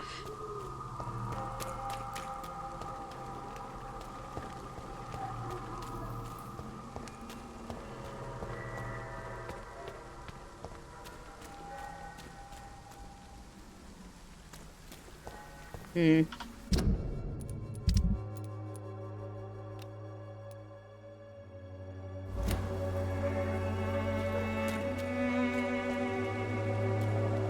Alright, where am I going for these? Ooh, there's a hideout there. Hmm.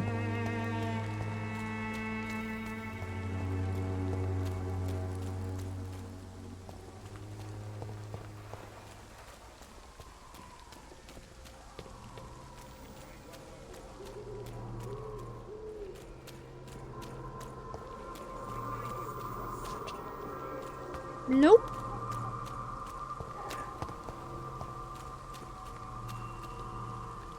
Oh, this is a bit higgledy-piggledy. Oh, I've got myself stuck. That's why I need to go back. Oh, dear. This way. Think so? I'm out, down, and around. A little bit of a maze. Okay. Back onto the main street. No, turn around. It'll be that way. Not that way either. Right. Okay, let me turn around.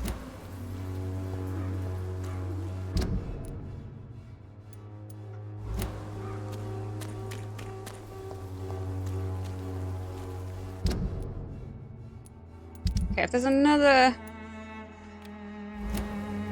Okay. Let me go back.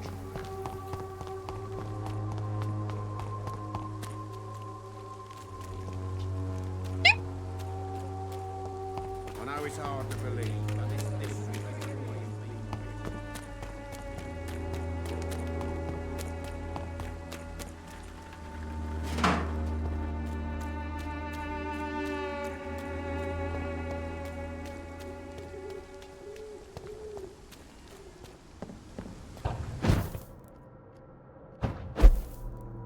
This could be the box Lewis thought he lost. There's a Oh my letter God. inside.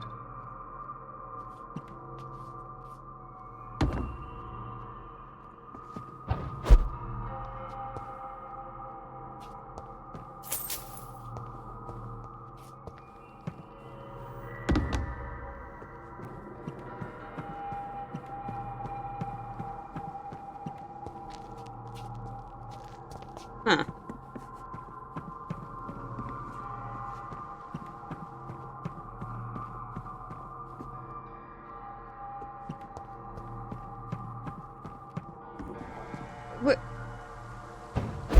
What do you mean?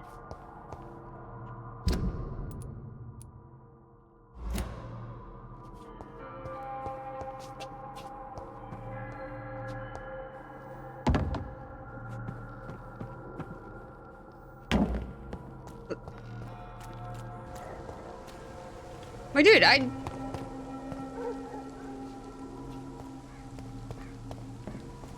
What do you mean? Hang on.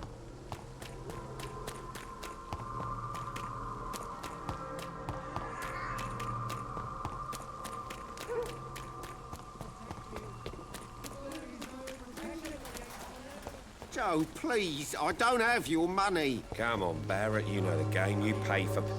Fancy buying something, sir? You never lose your focus, do you?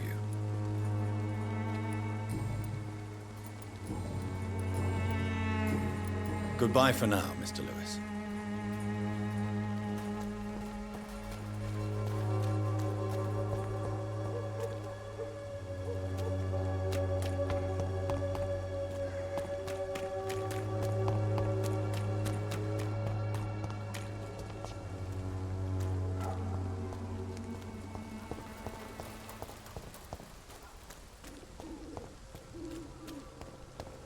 What?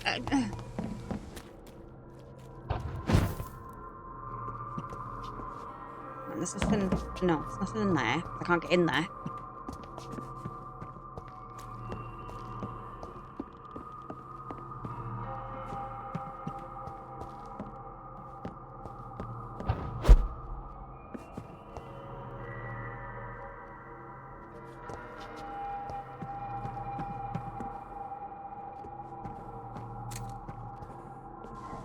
Oops.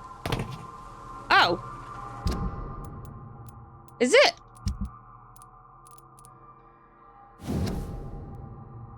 Oh. Oops. Right, what does this say? Small box, Barrett. There's no easy way to say it, so I'm going to be blunt. We can't keep on like this. At least I can't keep on like this. If Joe ever finds out about us, about his wife and his best friend, ooh, it will crush him, and then he will kill you. We had some good time together, but let's face it, I'm never going to be your Jane Lewis. You know it, and I know it too. So I'm ending this right here and right now. If you agree with my decision, I'm sure we'll find a way to be happy again. You, Joe, and me in time.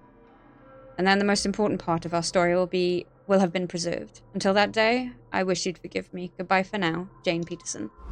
A love letter from Joe Peterson's wife. Thank addressed you. to Barrett Lewis.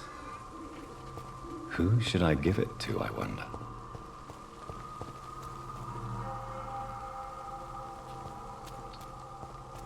Oh! Hang on, I need to go back around, don't I? Ooh! Oh, wait. Have I gone the wrong way? Ha! I can get back up. I can get back up that way.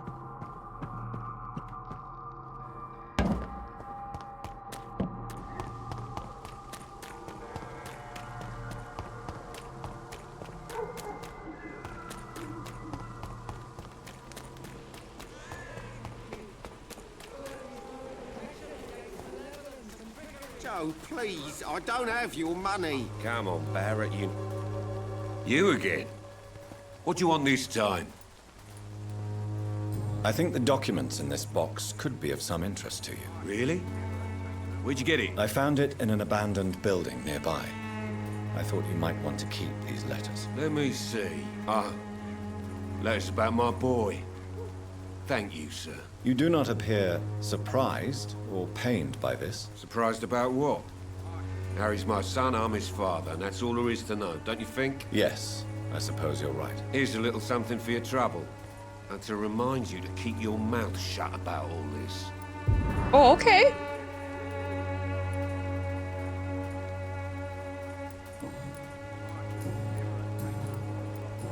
Goodbye, Right then. Mr. Peterson.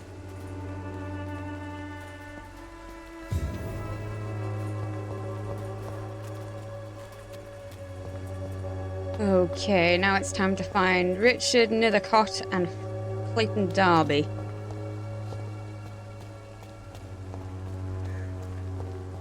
You look so pale, my lord. Whoop. Don't be shy, handsome. What can Christina do for you? I'm not looking for what you're selling. But I'd like to ask you a few questions, if I may. I'm a doctor. Dr. Reed. All right then, but be quick. Though I usually get paid when I open my mouth. Christina, have you been examined? The epidemic is spreading fast in London, and you could be exposed. Or expose others. I don't like doctors or hospitals, but I don't like you asking questions. You can put your own life in danger, that's your decision. But what about your clients? If you're contaminated, you will put them in danger too. And you think that would worry me? If you knew the men I deal with, their health would not be what you'd worry about. Considering your line of work, I assure you it is only a matter of time before you have health issues. If it is going to happen, it will happen. Right now, I need money. That's what's important.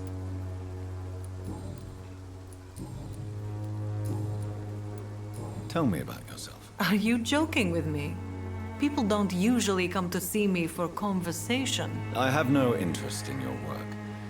I am, however, curious as to what led you into this career. Short story. The war, exile, and England. This country is not especially welcoming. I've been refused many jobs because of where I am from. I had few options left. I always thought I was the master of my own fate. But now I know we don't always have control over our lives. I don't judge you. You know, this money is not only for me. I have good reasons to need this money quickly, but it is not your concern, Doctor. Do you know Nurse Dorothy Crane from the Pembroke Hospital? Anything you can tell me about her would be helpful. I don't know her, but I know her name is Dorothea Crasionescu. She came from Romania like me and many others. You seem to respect her. Dorothea helps the sick people of Whitechapel. Everyone should respect that. Goodbye, miss. Take care of yourself as best you can.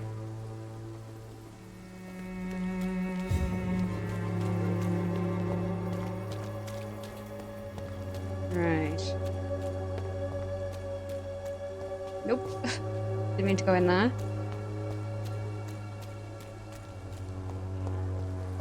Where are you?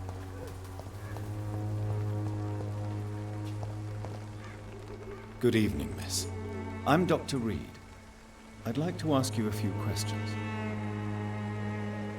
I know what you're thinking. Oh. A tall stranger who meets a girl in the street at night. It reeks of the penny dreadfuls. But I mean you no harm, truly. I know you understand what I'm saying. Your silence has nothing to do with you being mute, does it? Very well. Goodbye then.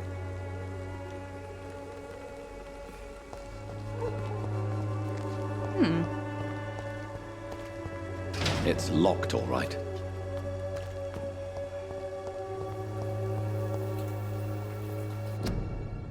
A small flower bouquet with a voucher for a free medical checkup hidden between the flowers. Oh. Oh!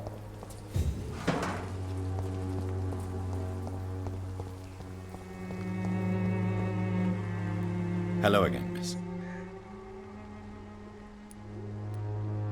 Melia, I know you work for Dorothy Crane. Please tell me about her secret dispensary. A stubborn and mute comrade. Nurse Crane and Darius Petrescu have been clever. Very well. Goodbye then.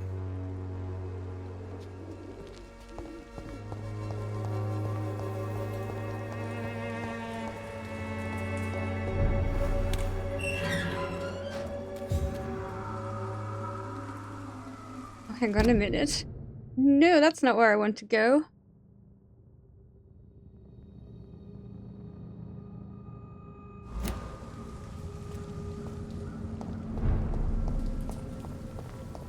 I feel like I completely missed them.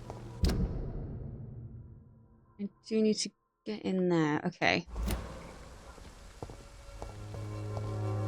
Now, let me face through it.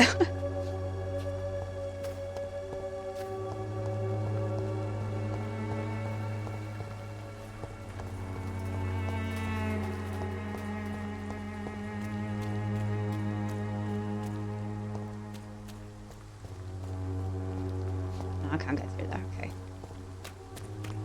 Oop.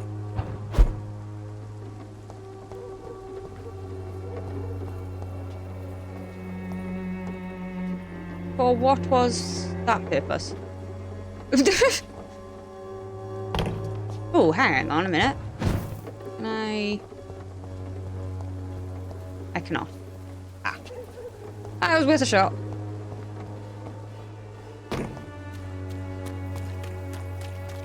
You look so pale, my lord. Would you like me to revive you? Hold up, hold up, hold up, hold up, hold up! Who are you? Excuse me, sir. Are you familiar with this part of town? Name's Clayton Darby, reporter. Sorry, I'm new to Whitechapel. Why does my tracking keep jumping in and out? My name is Jonathan Reed. Dr. Reed, the famous surgeon. I'll gladly help if I'm able, sir.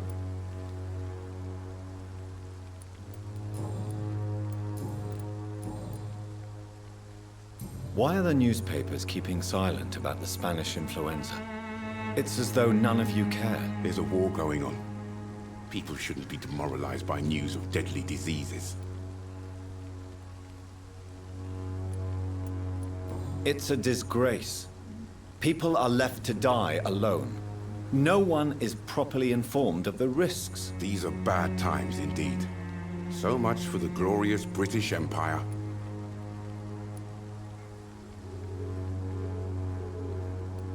What is a journalist doing in this borough after sunset? He goes where none of his colleagues would dare to go, to inform the country.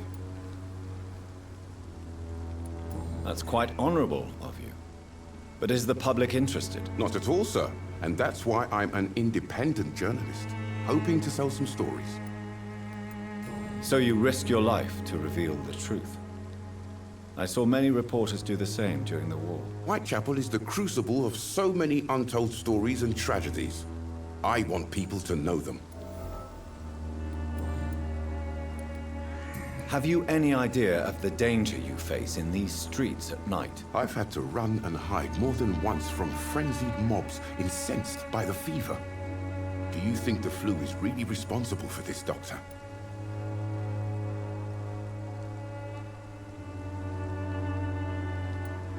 I must confess, some of my rational views have been shaken by recent events. I'll remember to stay away from the district's roughest streets then. Christina Popper claims she sells her body because she can't find any other work. Do you believe her? Of course I do. Her story is exactly what I want my readers to understand. We live in an intolerant and divided nation. Do you think things will ever change, Mr. Darby? I believe the situation can only improve. And now that women can vote, I'm convinced things will change.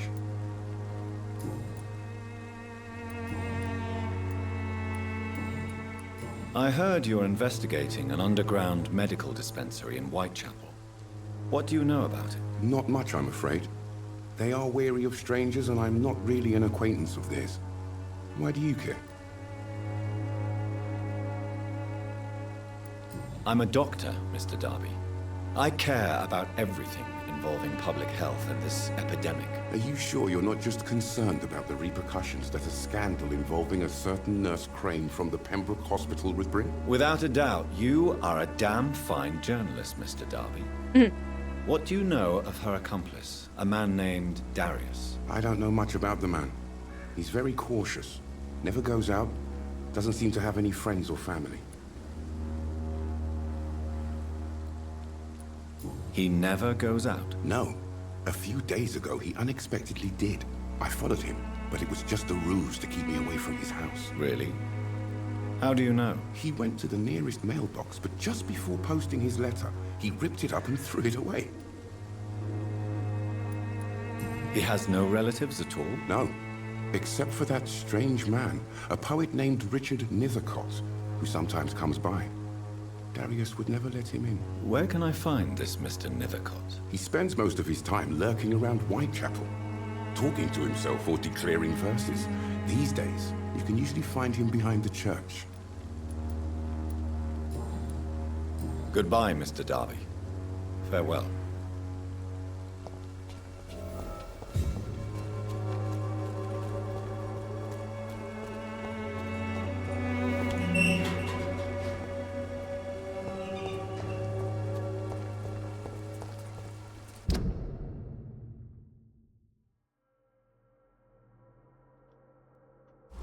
It might tell me which one was which, but not.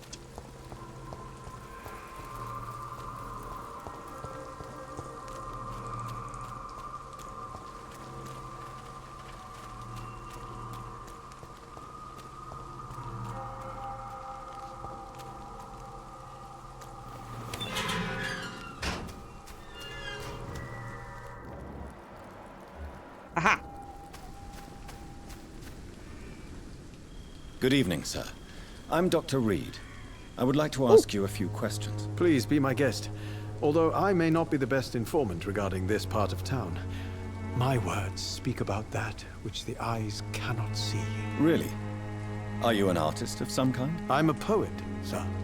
Richard Nithercott, at your service. May I ask what you're doing at this hour of night, sir? Do you live here? Not at all. I'm just enjoying the pleasure of a quiet walk. Though night talks are always preferable, if you ask me. Especially with strangers. But are you not afraid of the epidemic? Oh, why should I? I see some equity in the Spanish flu. No flesh should be saved, say the scriptures. Good or evil, rich or poor, all are equal in the eyes of the flu. If you say so. But as a physician in a time of epidemic, I must caution you to avoid unnecessary exposure, sir. Thank you, Doctor. But we both know the seeker of truth has to go boldly where the weak dare not. What are your thoughts on the terrible situation in this city? Terrible, you say? No. Of course, the death of so many innocents is a tragedy.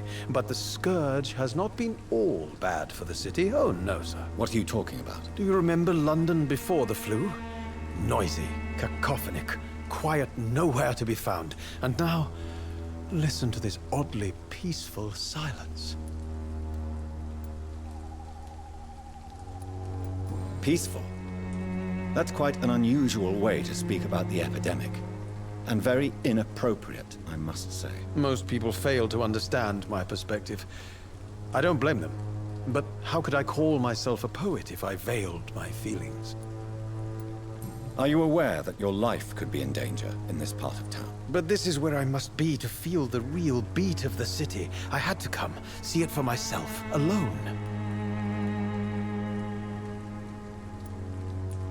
If some misfortune came upon you, who would be here to help you? Well, you for a start, my dear doctor. Don't play smart with me. I understand your need for solitude, but it's not safe around here. I don't care. I don't have many friends, Doctor, and my family despises me.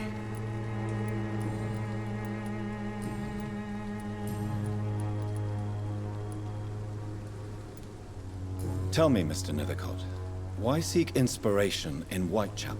The place is not beautiful per se, but how to explain it? Stirring and challenging.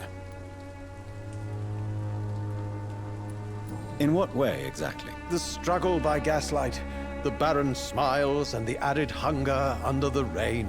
If you say so. Such vibrant antagonism and vivid paradox, the stripped humanity raged across each street. Vivid, of course, yes. And what about the poignant distress? Oh yes, the poignant distress. You see what I mean, don't you?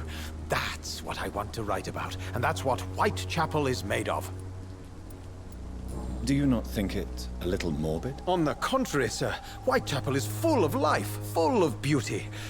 Just like my dear muse, the wonderful Camellia. What can you tell me about Camellia? Not much. And that's the beauty of it. She can't speak, you know. She's a locked mystery who exhales kindness and sweetness. Perhaps you're just afraid to find out the truth about your muse. One day, perhaps, I'll ask her to come with me. But will she still be my wild flower of Whitechapel if she moves uptown? Ow. And have you ever tried to learn more about her? Where she lives? How she survives? Whom she may know? Maybe I prefer she remains an enigma. Reality can be so dull, don't you think? No, I'm kind of fed up of living in interesting times, mate. Did you know the mute florist is a member of a secret society? No, I didn't. But I thank you for this information, sir. For it only enriches the mystery surrounding the precious Camellia. I fear you are a hopeless romantic, Mr. Nethercott. Guilty as charged, Dr. Reed. Are you not curious? Is there not more you wish to know? That girl has not an ounce of malice in her. Whatever she may be hiding, it's certain to be for the benefit of most, if not all. May I ask you a few questions about the district? Extraordinary part of town, is it not? I'll be glad to help you, if I can. I'm looking for Dorothy Crane, a nurse who lives in this vicinity. Dorothy Crane. Oh, I love the name. The Crane of Whitechapel. Sounds very mysterious. But, sorry, no, never heard of her. What can you tell me about an old man called Darius? Darius Petrescu?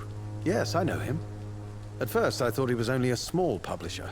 I invited him to publish my work, but his reaction was pretty clear. Not interested in your talent? Darius is an old political activist who takes delight in printing tracts and lampoons.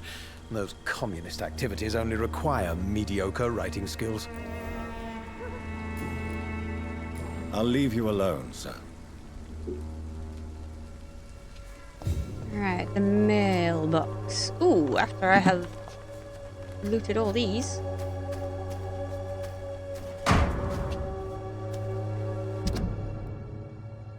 Editor refusal letter. Sycophant Publishing Limited, Lavender Court, Camden Street, London. Dear Mr. Nethercott, thank you for sending your book of poems, songs from the defeated city, which we found as interesting and profound as we told you the first time we received it. Alas, in the terrible times our country is currently facing, you must understand that such a title would be totally inappropriate for any publication. Thus, since you still refuse to change your title and demand the full publication or none of your work, I'm sorry to announce that Sycophant Publishing chose the second option. With kindest regards, A.G. Morris.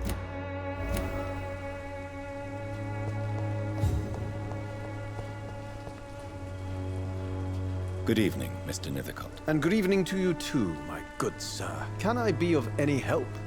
I don't know, but I have uncovered more hints. You don't really make a living from your scribblings, do you, Richard? No, sir, I don't. I work so hard. I put all my time, my energy, my devotion into the precise carving of words. Why can't I be both? Noodle, welcome. So glad you could join us. How you doing? When she was younger, my mother was a painter and a poet.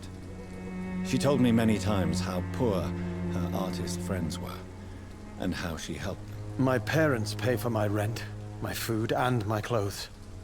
All I have to give them in return is lies they do not believe. You seem embarrassed. Someday I hope to proudly offer my first publication to my parents. Until that day, I'll remain the failure of a son they have to support.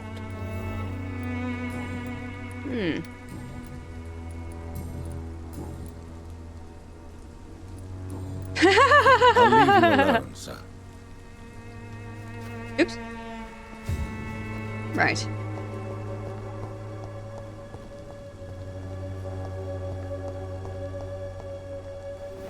Yay! Unlocked. Did I find another hint out about you? I don't know. Aha! Tell me about Richard Nethercott. I understand he is quite Right, just change it!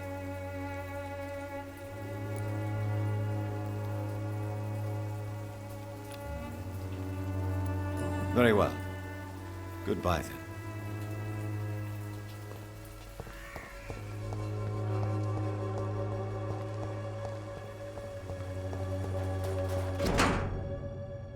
Darius Petrescu's letter. My dearest, most beloved children, I'm so sorry you've not heard from me in a few months. The situation in London has been difficult. I know it might sound selfish and silly when you, my children, are still living in a country consumed by war, but there is also a war going on here in England. A war against poverty and against injustice. This is a war I intend to fight despite my advanced years. This is why I'm writing to you today. I won't be coming back to Romania. That probably means I won't see you again before I die. Don't be sad, my darlings. You are grown up now, and you have children of your own. You know the sacrifice we sometimes must accept to make the world a better place. This is one I must make now, to feel useful one more time. I wish you a long and happy life. Kiss my grandchildren for me, and remember that your father loves you all the way from his cold, damp country. I am as ever your loving father, Darius Petrescu. The content of Darius' letter to his children could give me more leverage to enter. Darius is a bit less of a mystery now. It should not be that difficult to incite him to let me in.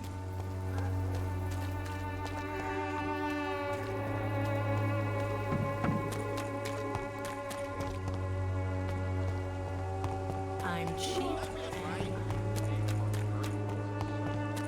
Cheap price, good quality. All right then. Let's try this again. Mr. Petrescu, just 1 minute, please. You again? Go away. Sir, wait. Stop this nonsense. I know Nurse Crane is here. Shall we speak man to man, you and I? All right. Speak up. Don't you see we're on the same side? We fight to help the poor, sick, and abandoned. I'm nothing like you, Mr. Doctor. Yes, you are. You too believe in providing medical care without charge. You know what we have to sacrifice to make the world a better place. I have to admit your words have conviction. All right, I'll let you see Dorothea. Don't make me regret this, though.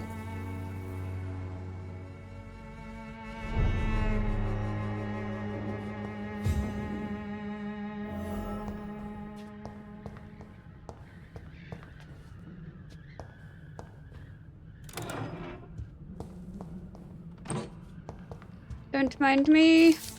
Ooh. The antique figure of the Reikolakis. Reikolakis? Of my many journals, I believe I was the most amazed by my exploration of the Mediterranean Isles, and particularly the island of Santorini, searching for traces of vampire presence in these sunburnt lands. Herodotus himself refers to the island in his fourth book, and I am personally convinced that there are many mysteries to be unveiled in this part of the world. Who knows that, even today, the island of Santorini is still considered by some as the most vampire-infested place in the world, way more than the Carpathians, and that its inhabitants are considered as specialists of the vampire hunt, or the hunt of the Reikolakis, as they call this creature. According to the local myth, the Reikolakis is a dead person who does not decay, and who can show a vermilion complexion as long as he is gorged with fresh blood. He cannot enter a house without knocking and getting a response. Garlic makes him flee. He does not consume under the sun, but his skin blackens. He can change into a wolf and other animals. What struck me the most is that the same name exists, with small variations from Mediterranean Sea to the Balkans. The Greek call him the Reikolakis. The Bulgarians and the Macedonians name him Varkolak or Varsolak. The Serbians call him Vukodlak. Yes, Vukodlak, a name so similar to the Vulkod we already know, my dear brothers. Just read the few words now gives me the shivers. I'm personally convinced that we are here to I'm personally convinced that we are here confronted to some of proto-vampire. I feel like I'm having a stroke. Huh? I'm personally convinced that we are here confronted to some of proto-vampire. Maybe they are a missing link between the modern vampires and the creatures that came before them. If God allows me enough time, I wish one day to go back to Santorini Island and find the trail of this antique and forgotten figure. From Drinking at the Fountain of Knowledge by Usher Talltree, Primate of St. Paul.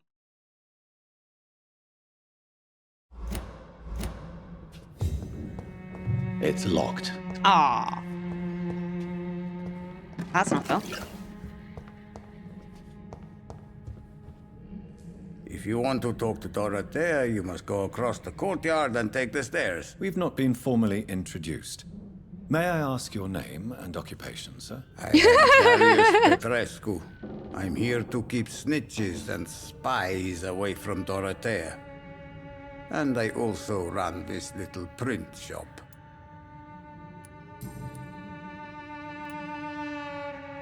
So Dorothy's real name is not Crane? Like myself and many people in this area. Dorothea is from occupied Romania. That's all you need to know. She seems important to the community. More than you can imagine. The West End does not want to hear of Whitechapel's misery. Dorothea is one of the few doing something about it. Tell me everything you know about Camellia, the mute florist. I do not believe in the afterlife, Doctor, but I'm almost convinced Camellia is an angel.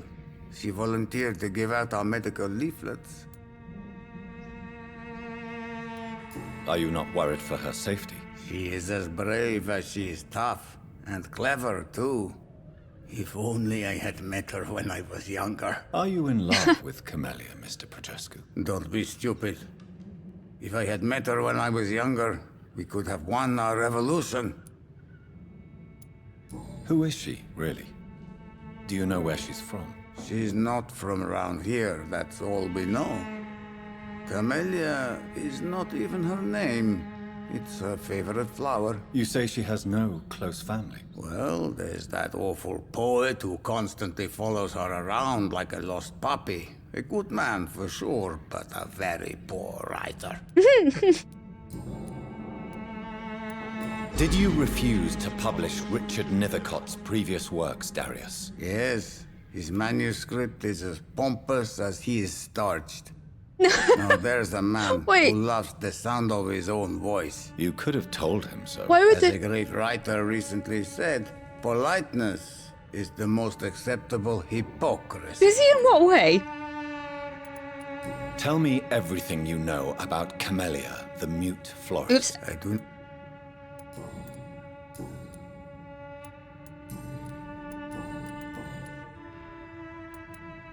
Do you have any family left, Mr. Petrescu? Children or grandchildren? Who knows? I have abandoned my people for so long, they might as well be dead. As dead as I am for them, I suppose. Don't be embarrassed, sir. If you must know, my own father disappeared many years ago, and I forgave him. It's quite awkward to talk about our families like this, but thank you, Dr. Reed. I appreciate your trust. This war won't last forever. Did you ever think of returning to your country now it's free? No. I have taught strength and determination to my sons and daughters. I'm an old, dying man who only has memories of better times to cherish. How did you meet Nurse Crane, Darius? Why does she trust Yeah. I'm her oldest friend in England. Dorothea and I share many ideas about this country and about the country we left. You mean occupied Romania, don't you? Even if not directly, I fought against your enemies. Really? Then perhaps you have more in common with Dorothea than meets the eye, Dr. Reed. I know you fought for your country when it was occupied, Darius. Tell me more about it. I know my days are numbered, and I know I won't see my homeland again. Ow. But I fought for Romania all my life, and I will until my last breath. But Romania escaped the grasp of the Austro-Hungarian Empire. It's a free country again. But it's not the country I fought for. My homeland is not appeased, Doctor. And I still see a dark future ahead for my people.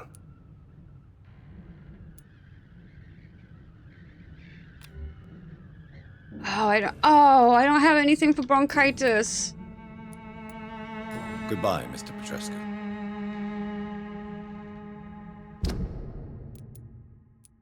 The hideout is only there. Mind you, I don't even know if I have everything to make it. I'm gonna go check. I like him. I want to help. Alright, where is that?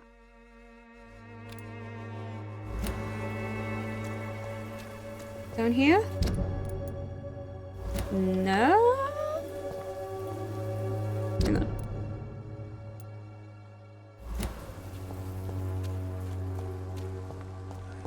In here? Perhaps.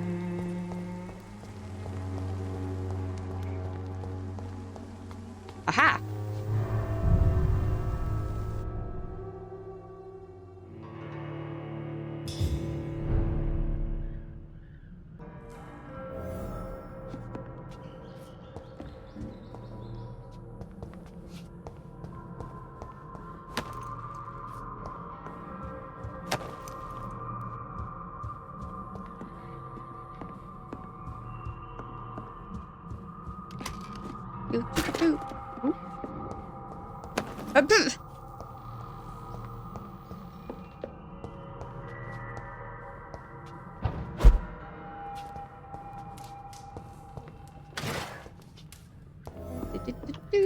Take those. And that. And that. I just want to make sure there is nothing. Aha! That's the refill. Yeah.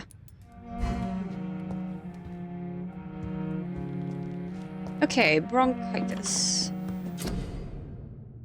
We have enough components to craft a medicine, treatment, or serum. There we go.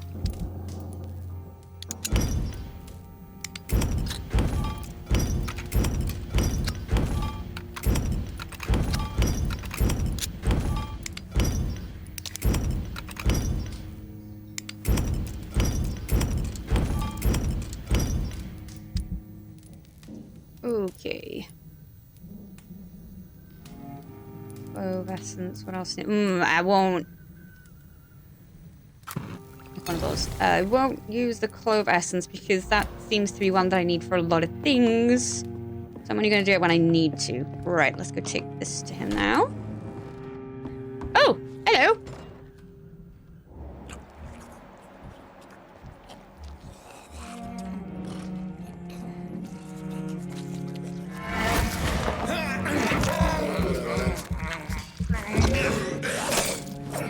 Whoa!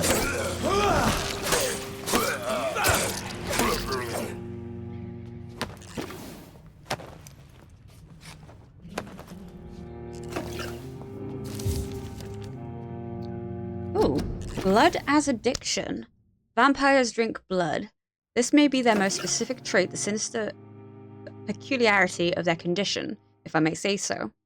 But for me, this is not the most important characteristic of their diet. What has always fascinated me since I started to study them is the imperative need for blood they seem to endure. They want it more than anything, and this desire can drive them to expose themselves. And when they drink it, they seem to feel some sort of short trance. An ecstatic epiphany said to me once, a Volkod I interviewed in Moscow. I'm convinced that this is an essential element to understand the nature and condition of the vampires. They don't drink blood because it sustains them, but that it offers them ecstasy. Vampires are addicted to blood, all of them. It is part of their nature, and those among the immortals who refuse to submit to their appetite by the strength of their will only are never freed from this addiction. From Unveiling the Night by Usher Talltree, Primate of St. Paul.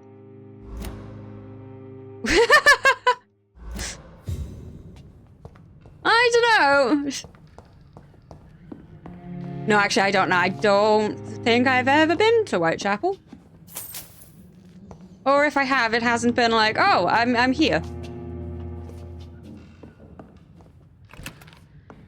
No, I don't think I have.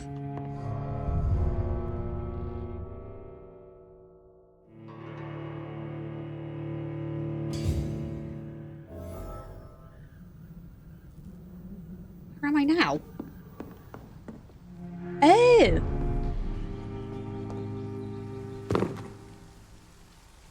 Oh. It's like the complete other side.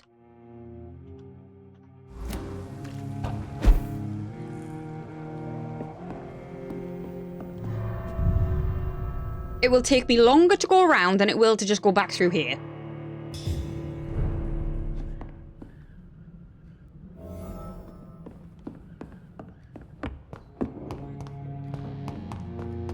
Ooh.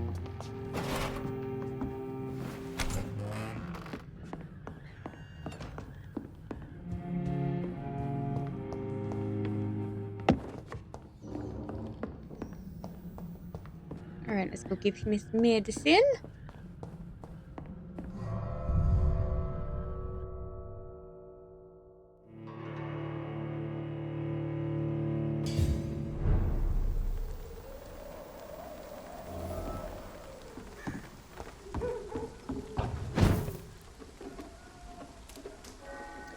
You know what? I'm gonna get rid of that because it will confuse me.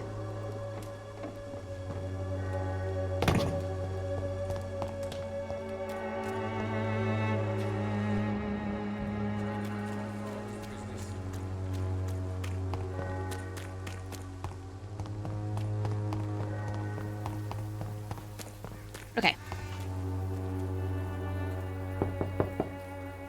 Hello, Mr. Petrescu. Hello, Dr. Reed. Come on in.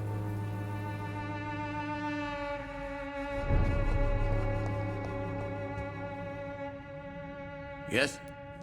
Do you need some help, Mr. Petrescu? I am very tired, but that is all. I don't need you, Doctor. Well, I think you do. Take this, and you'll feel better. Free drugs from an English doctor. It must be my lucky day. Goodbye, Mr. Petrescu.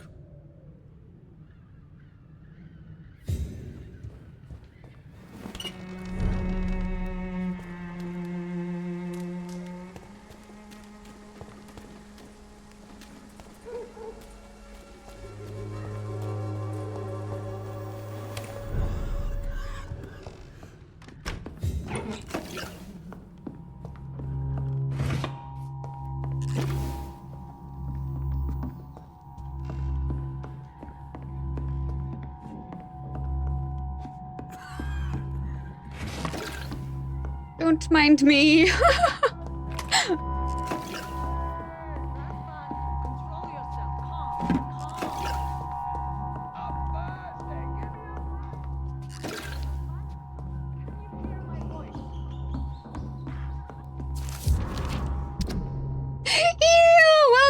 Thank you so much for the raid. Hello, everybody. How are we doing? How is your stream? Hello! Hey, yay! It turned off by itself! It's fixed! hello, ready when you do. I am Endora. The Queen of Scuff. How is everybody? Welcome. Hello! Oh dear. We're a vampire today.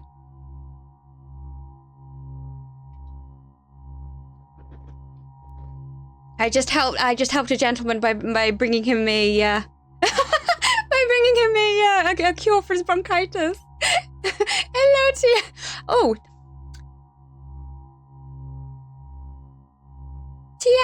Tiagi Barra? I apologize. How do I say that? But hello, welcome. So glad you could join us. Aww. But maybe that's a good thing because you get extra time in it. I hope, anyway. But it went well. Good. Ah, Kraken. Hi to you. Welcome. So glad you could join us. How you doing? Letter to Nurse Crane, London, 31st of October. My dear Dorothea, when you read this letter, I will be on the boat that will take Anton and me back to Brasov. England was not for us, and I confess I cannot wait to see again the proud hills of Transylvania. As soon as we are there, I promise I'll light a candle in the Black Church and pray for you to survive this terrible epidemic. I know that you do not agree with this decision and that you are determined to be more useful by helping our comrades exiled in the East End. But Anton cannot wait to return to our beloved country and see our long-awaited revolution bloom. He is my husband. I will stay by his side. I know we had our arguments and our fights. I know you would have wanted me to stand by your side and help you manage this clinic of yours. But now that I'm leaving England, be assured that if anything would happen to you, if you ever were in great trouble or danger, I would come back immediately to London, with or without Anton. Please, think of me as much as I think of you. I am your affectionate sister, Theodora. I am being a good vampire. I almost didn't. The priest guy is annoying me. He's very close to becoming a little snack. But I'm loving it. I'm really, really enjoying it. Here are some narcotics which aren't even labeled from a doctor. Hey! Trust me, I'm a doctor.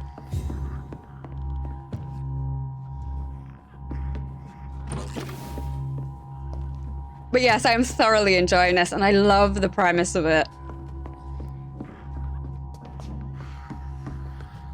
Dr. Indeed.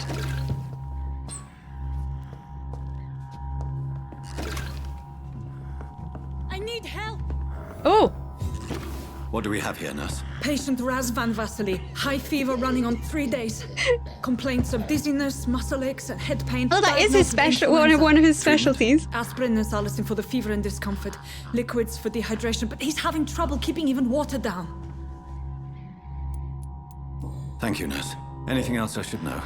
He did lose consciousness this morning, but he's never had convulsions like these. He's not convulsing, he's choking. He's not getting any air. Scalpel! Hand me that scalpel! Oh, are we gonna do a... What can I do, Doctor? That's it.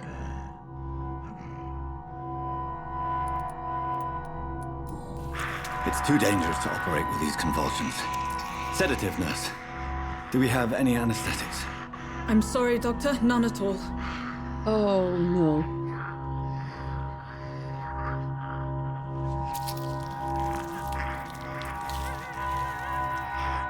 I need to perform a tracheostomy.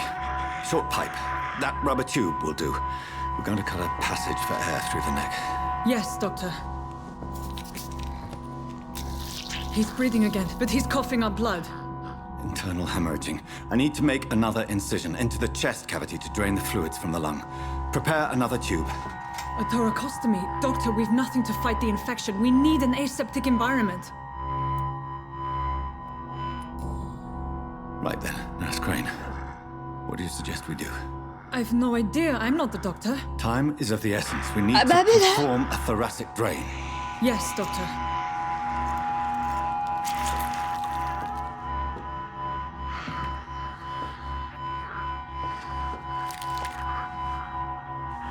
He's still bleeding, Doctor. I'm losing his pulse. The drain must have punctured the intercostal artery. There's too much blood. Are you all right, Doctor? Oh, no. I can't see.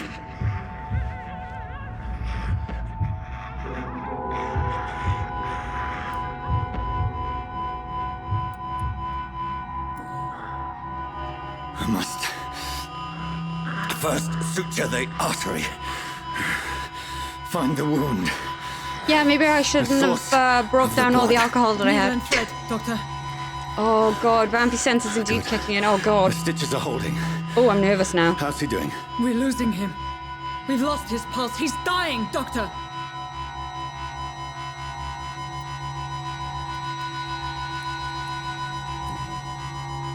Cardiac massage, now. Cardiac... What? Are you making this up as you go along? I doubt they've got epinephrine.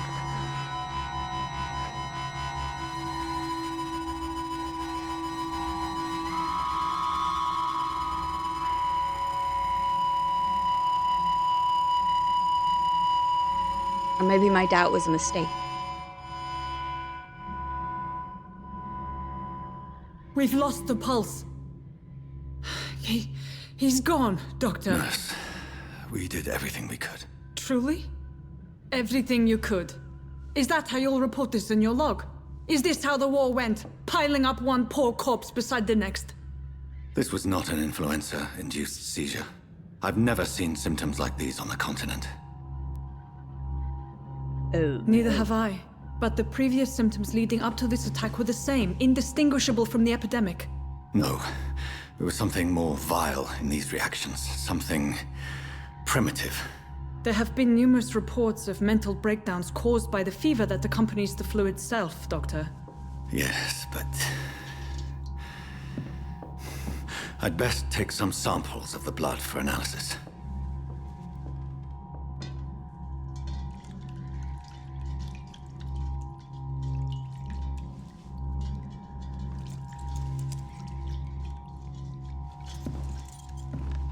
Wow. I doubt you're here to test my bedside manners. Husband.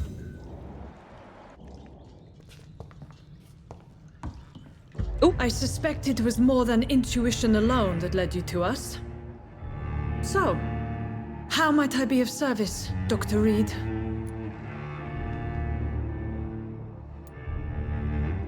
I've come to put an end to this insufferable blackmailing, Dorothy. Ow. Doctor, you think your warnings scare me? I've stolen and plied, blackmailed and lied, but what else am I to do? I'm all these people have.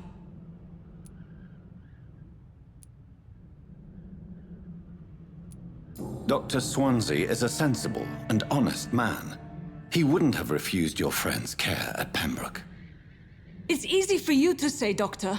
These people cannot go to the police, nor to the hospital. They don't even speak English. They depend on me for everything. You've convinced me of the sincerity of your actions and their noble justifications. But all the same, blackmail is a crime, and it will stop, Nurse Crane. So, are you going to turn me over to the Good grief, authorities? Wookiee, that was hell of a thump jumping down from there. Oh.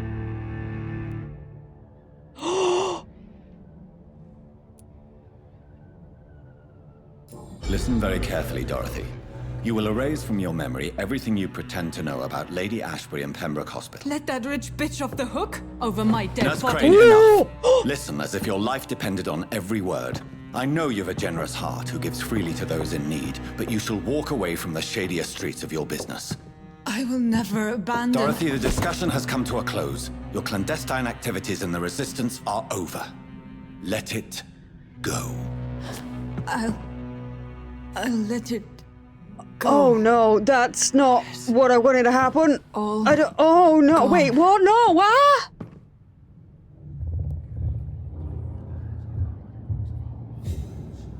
New citizens available to kill.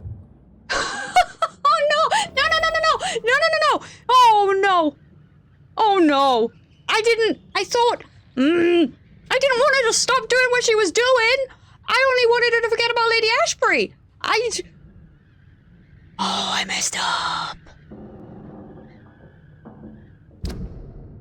I may have messed up. Oh.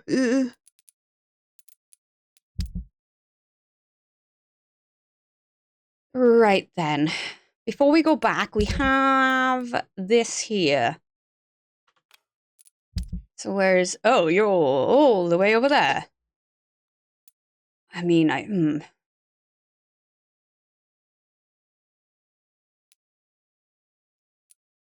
No, I don't think I'm going to go around that way. I'll probably go back down to the hospital and then go down and then up. But for now, I will get rid of that. Oh, I messed up. What? Oh, this one stinks already. It's mine. I'll take it. We have to... How dare you?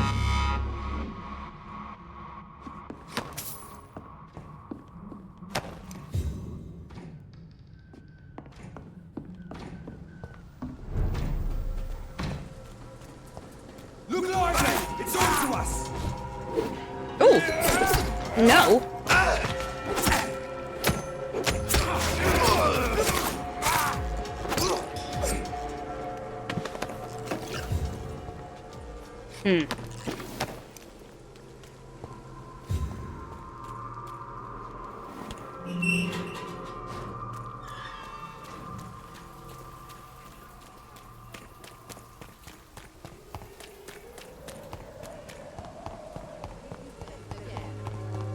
Where am I going from here?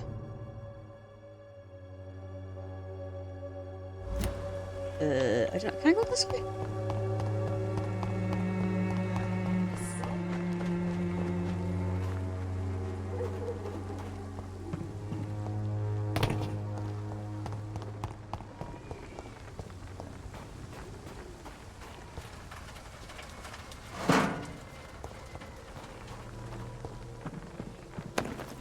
Oh.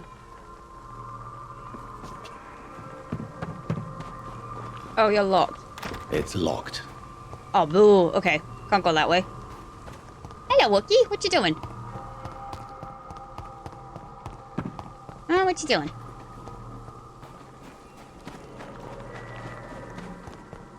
Its effectiveness has been Right. I need to go that way, I think. proven by many. Even the flu is no match for the Swanborough cordial. Oh, wait, no. Might be able to go around this way? The wet boots will be proud of me.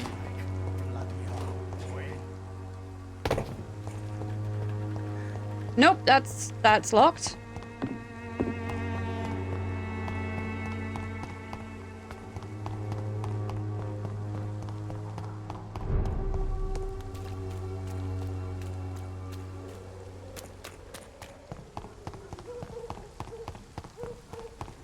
Don't you dare. Thank God.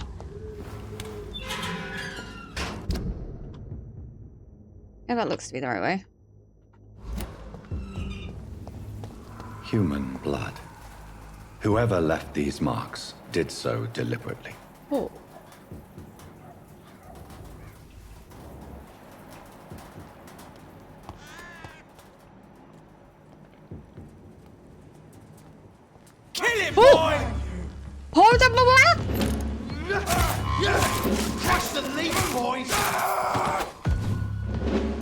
No!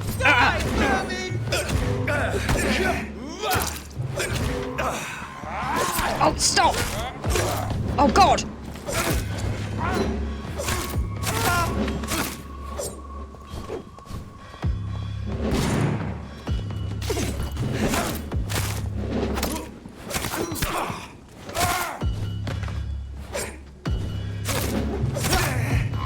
Burn it, boys!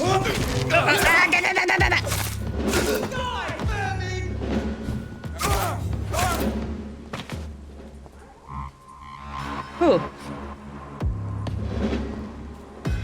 Was not expecting that.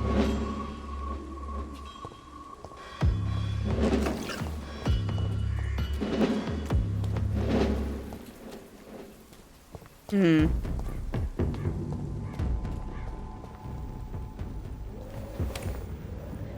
Oh, that's the one I went in when I came in here. There was nothing.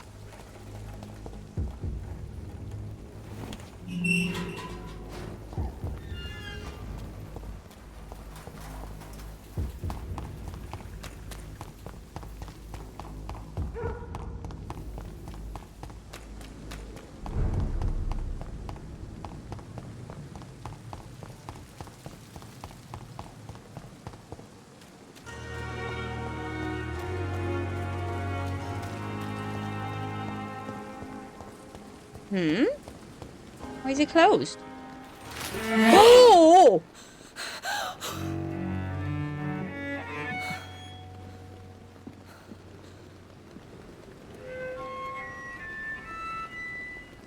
I would ask you to avert your eyes, sir.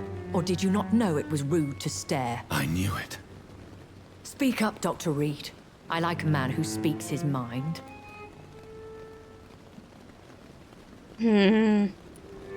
Hiding your true appetites behind a facade of compassion.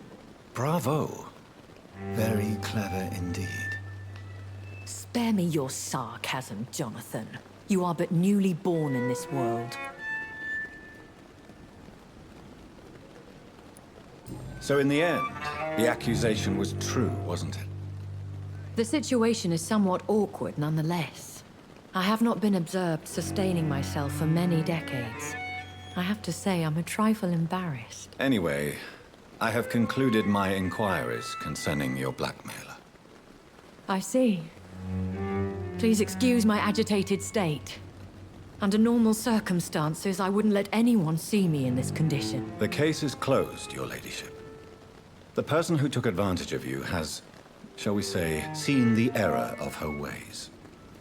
So who was it? My lady, the blackmailer was dealt with using the utmost discretion. The culprit's identity is of no relevance. Thank you, Jonathan. No. That is exactly what I needed from you. You didn't come up here? You have proven your loyalty, so... No? Okay. As a friend, please accept this small token Wookie is of one my of my cats for those who aren't aware. If you have an inclination to learn more about vampires or your current situation, I will be glad to aid you in your quest for knowledge.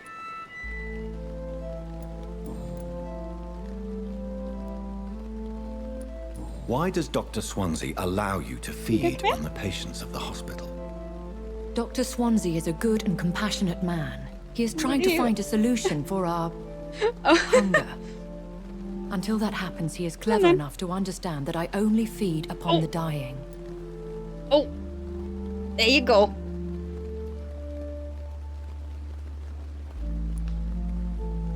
What do you know about this Brotherhood of St. Paul's? Oh, I have a happy cat. The Brotherhood is well known amongst London Vampire Society. As long as our kind is discreet, and as long as they do not interfere, we have come to a mutual understanding. Oh, you're already drooling. Of course you are. No one suspected you of the murders.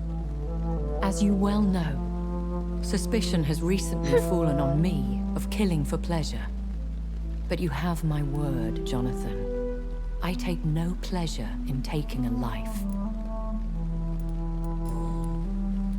Why did you save me in the canning factory? I could hardly stand by and watch such a promising young blood as yourself be torn to shreds by some gutter scowl. William Bishop wasn't the vampire that created me then? No, Jonathan.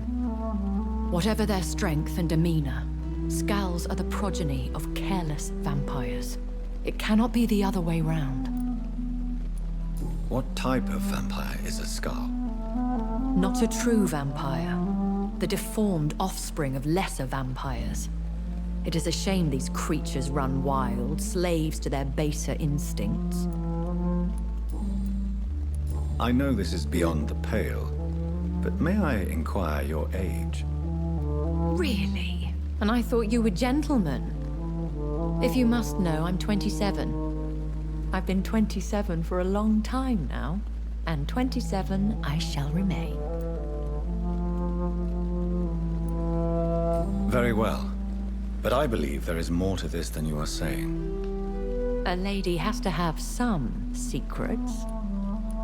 And who bestowed upon you this? Stop nuzzling the microphone thingy. My maker. He left this isle a long time ago.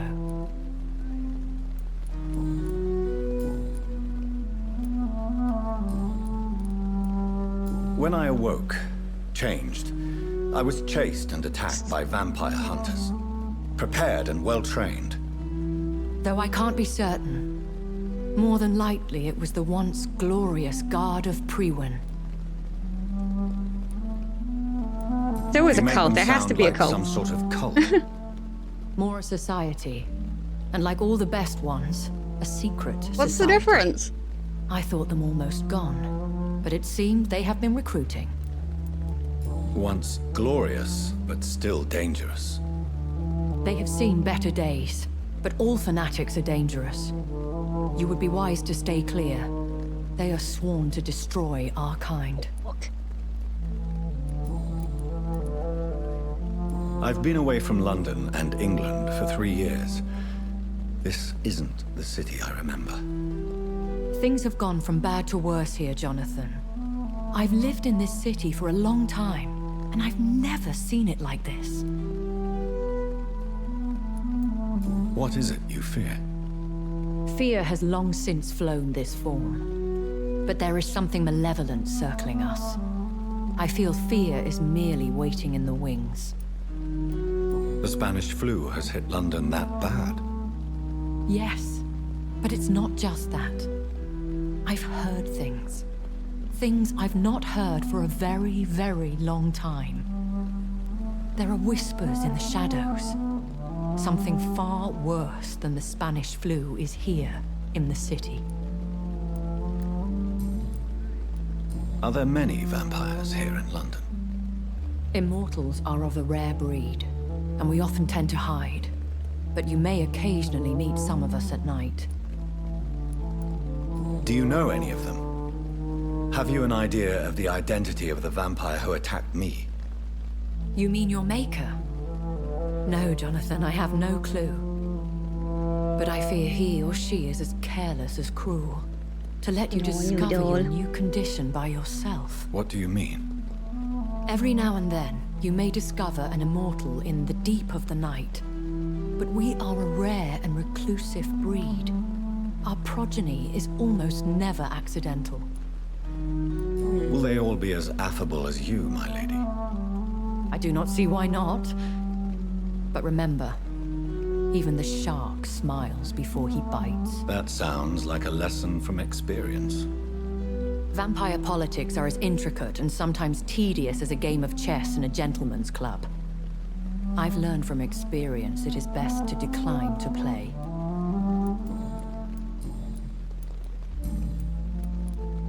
I've been hearing a voice talking in my head. I know vampires, that's probably the one that turned you. It feels like the voice of the vampire that created me. Hush. Tell no one this. It would be unwise to talk of such things amongst British immortals. Speak no more of your maker. You're a little bit too heavy on that foot. Ow. How could this cause offense? Only the powerful immortals can mentally call to their progeny. No vampire or hunter will sleep easy, knowing that an unidentified elder is stalking the streets of London. Excuse my forwardness, but Are you my maker? Me? Goodness, no. Only a foolish immortal would create a progeny without taking precaution, and I'm no fool. I don't understand. Why was I created and then left for dead? That is a question only the one who made you can answer. It's not normal practice. I doubt even if you find him, he will answer you, considering how cruelly he treated you. So me being a vampire could have been a mistake. I very much doubt it, Jonathan. Contrary to the legends, it is not as simple to make another vampire by just biting someone. I'd like to avoid creating another vampire by mistake anyway. Tell me, how is it done? The process is dangerous. It could even kill your potential progeny.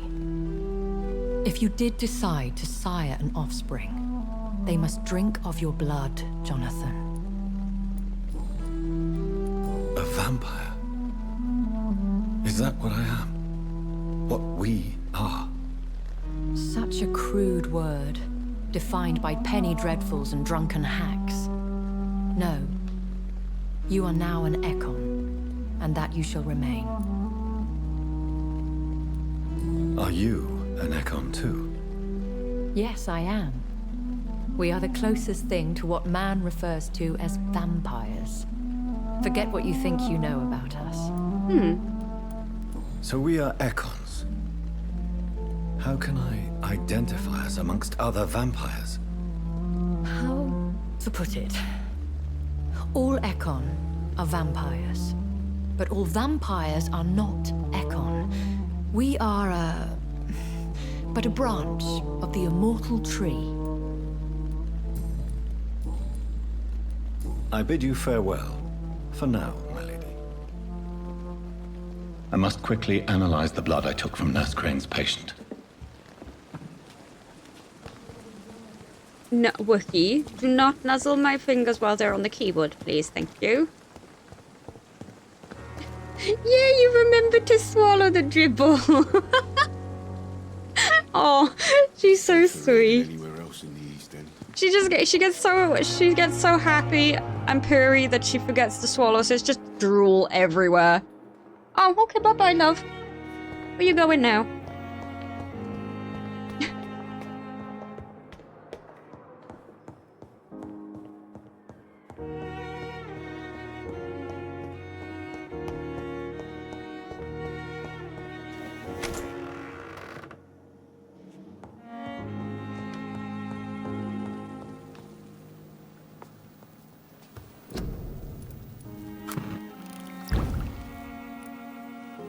Oh.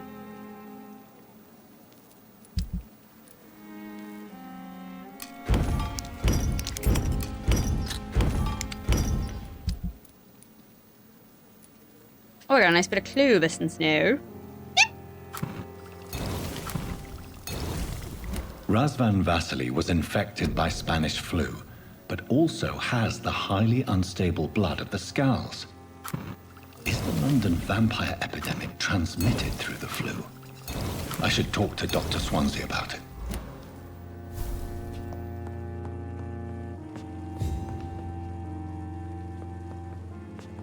Ah. Do I rest though? Probably a good idea too. I just know that everything's gonna go to poop while I'm resting though.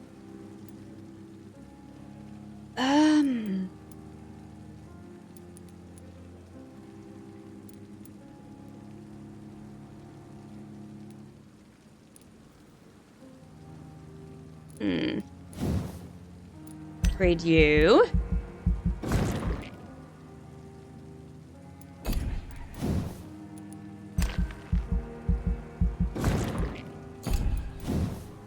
Ah, level 12.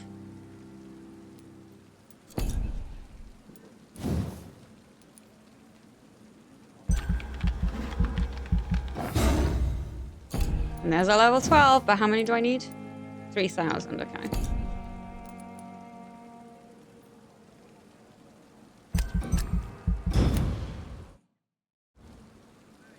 And what chaos is going to erupt in the districts? Critical! Oh, no, no, no, no, no, no. I messed up. So bad. Disappearances in Whitechapel. One moment, let me get out myself a bit more comfortable. My ponies. The reports of mysterious disappearances have escalated in the past weeks. It has reached the point where witnesses have to queue before recounting their testimonies to an officer. Although this phenomenon appears to be a nationwide occurrence, the statements of the last 24 hours have converged around a single area in the country, Whitechapel, London. Yes, once more the despised and loathed East End is left to struggle on its own. Continuously overlooked by the authorities, even while numerous families from this district report the unexplained disappearances of relatives and neighbours. What has happened to these missing individuals? Where are they? The only link between them seems to be their health and their need for urgent medical attention. Until recently, it was a local secret that the only place to get help was a discreet dispensary managed by an unidentified Good Samaritans. But the place now seems to be closed, and no one has any news from the facility. Oh, I feel so bad!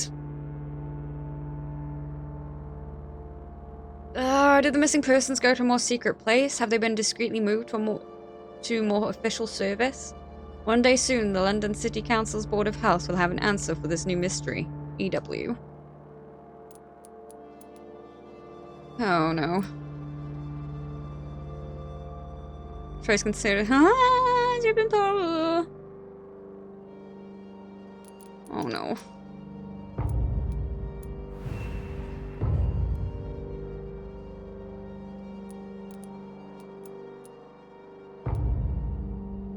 Oh god, it's critical?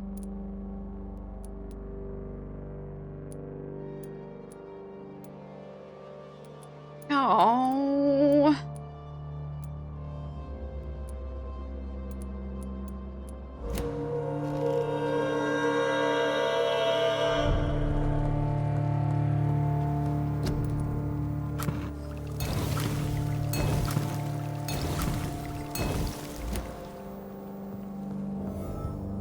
The flower's dying. It needs water. Oh, no.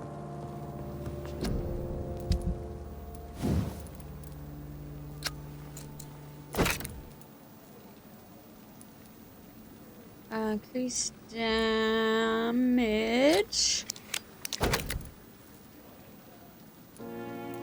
And, ooh.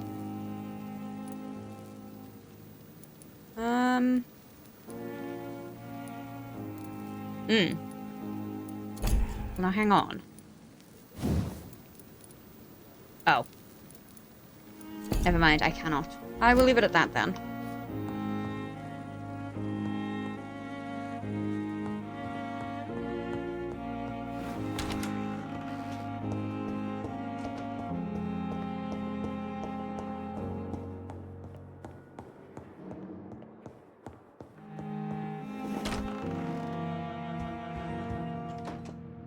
Evening, Edgar.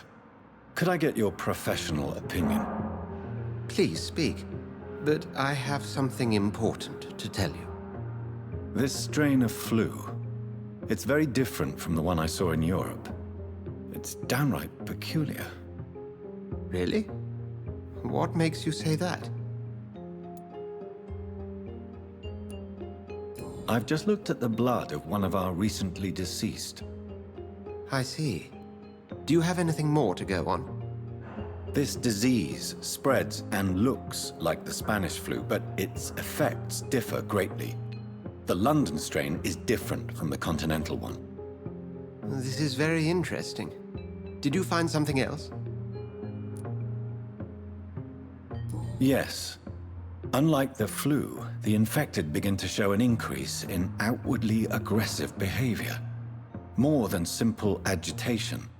Once docile people become violent. You mean like rabies?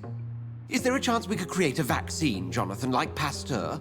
By the stove, that would be smashing. There's a lot we're not seeing here, but it is spreading, and quickly. If we don't act, the whole city could be lost. But Jonathan, we've a fantastic opportunity sitting right here in front of us. A weapon of choice. What on earth do you mean? Why, you, my dear boy. With your expertise and your blood, we could isolate the properties that course through your veins. Think about the possibilities.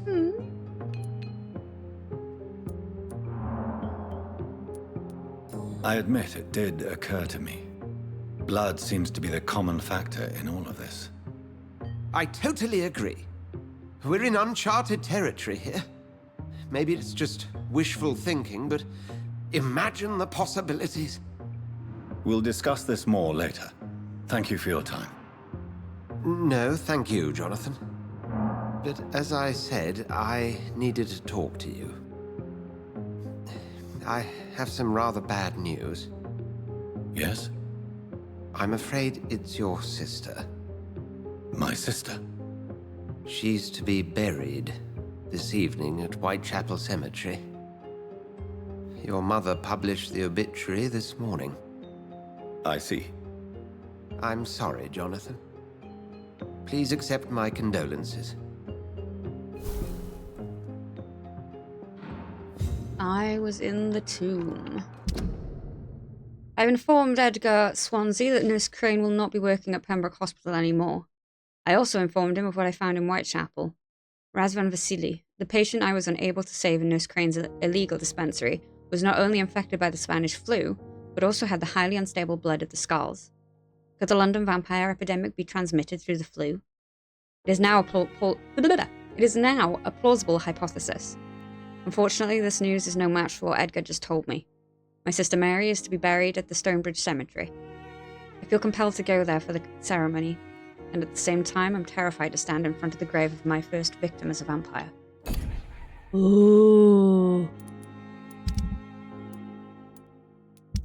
I don't want to go there.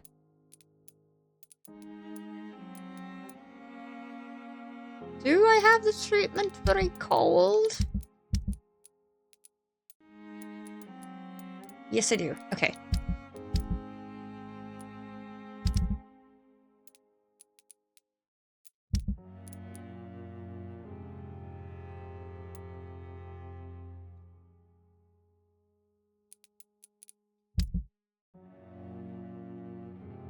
Oh.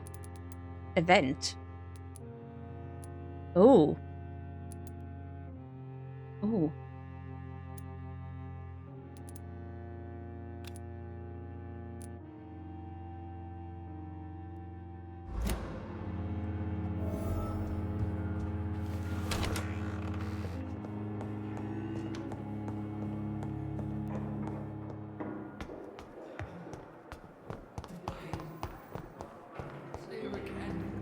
Event then. I never thought I would have to attend my murder. Unless it's just the whole me getting them in trouble. Mary, I can't forgive myself.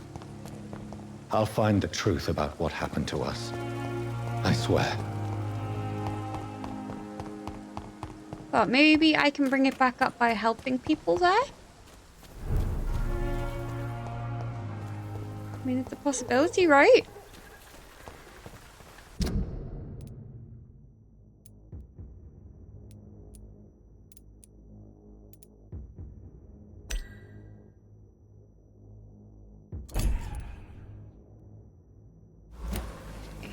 By the church.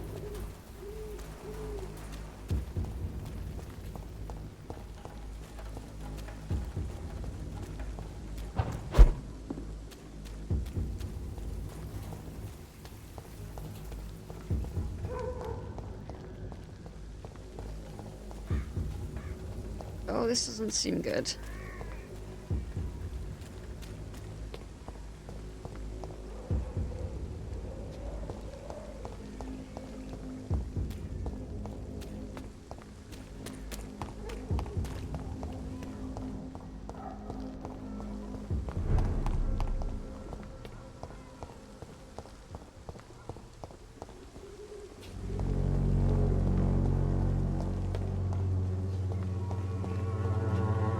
Was she?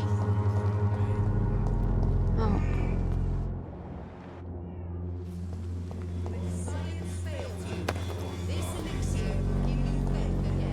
Oh, hang on. Oh.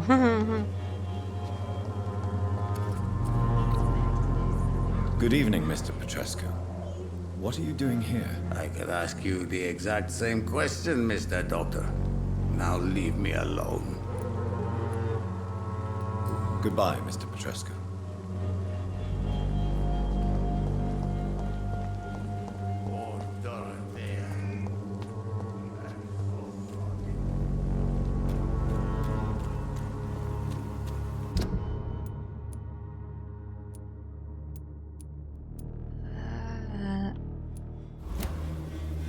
Oh, I was a post.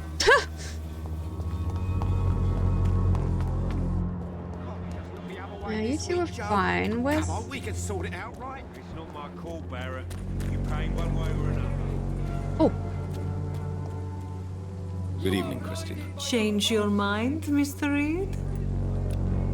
Ha, yes. Do you need any assistance, Miss Popper? It depends on the price of your medicine. I am shocked that you would think I am that sort of man. Forgive my suspicion. I'm so used to liars with good manners. Thank you, sir. Goodbye, miss. Take care of yourself as best you can. Okay, that's you.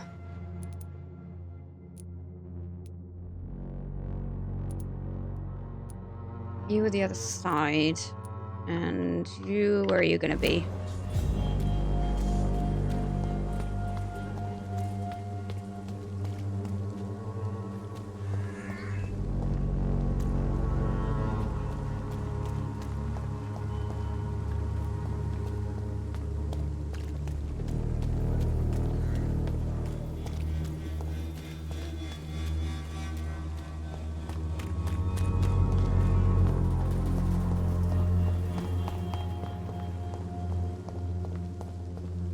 Where's that? Ooh.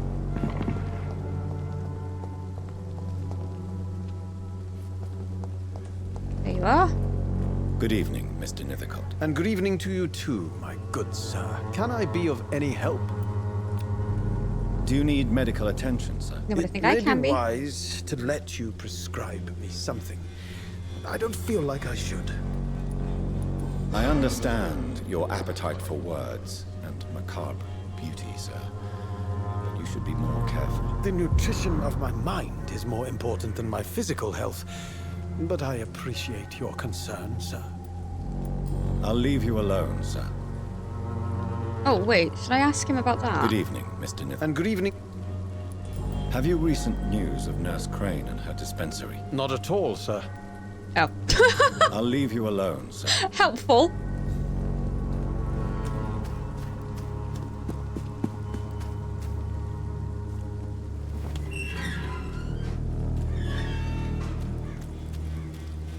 Right, where's that journalist?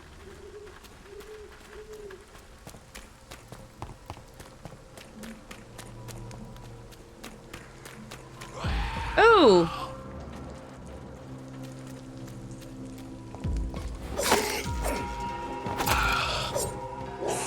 Jeez! That made me jump.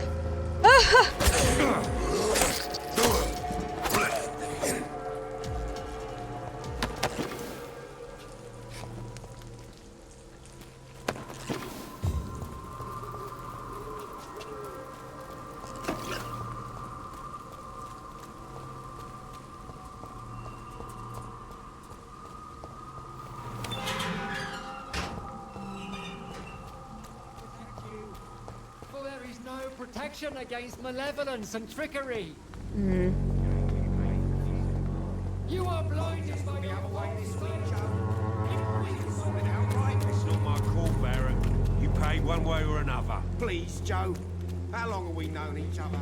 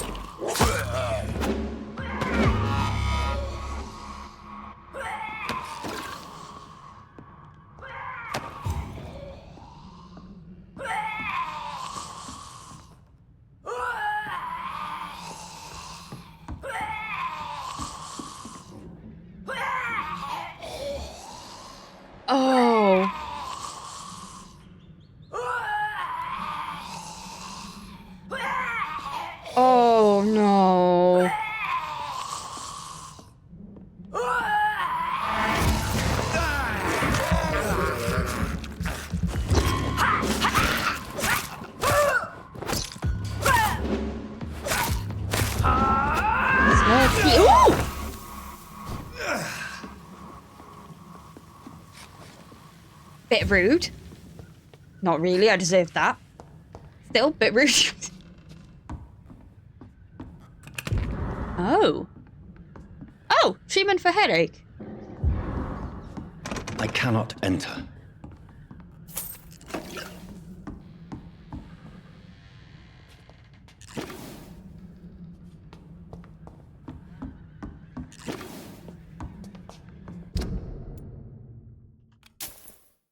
Huh. Hmm.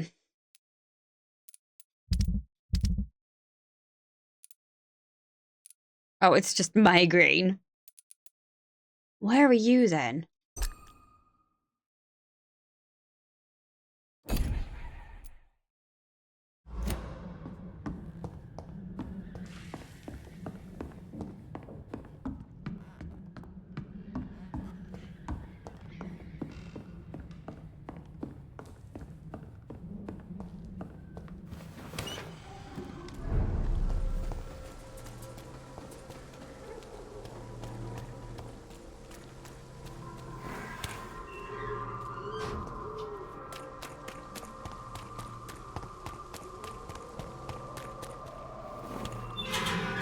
Oh, that was already unlocked. What I didn't know.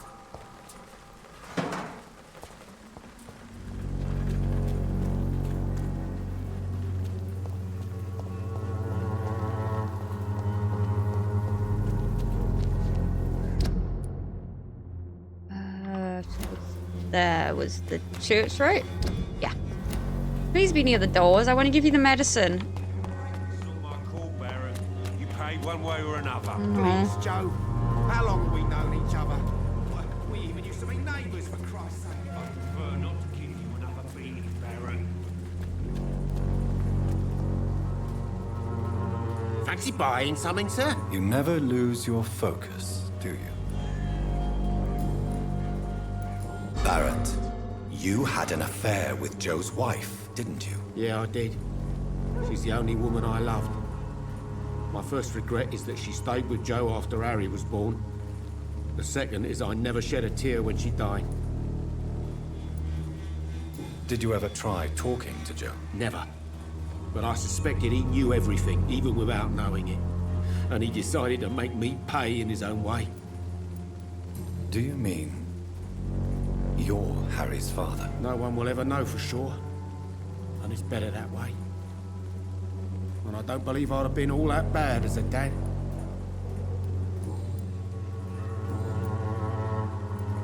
Do you have any news of Nurse Crane and her dispensary? It appears those who dare to get health care from that bitch are never seen again. Something fishy going on there, for sure. Well, it's all gone now. Goodbye for now, Mr. Lewis.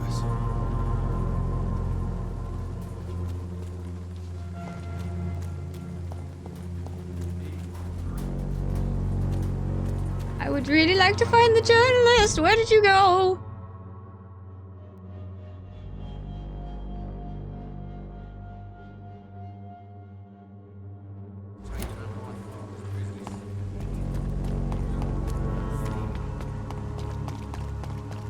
Oh?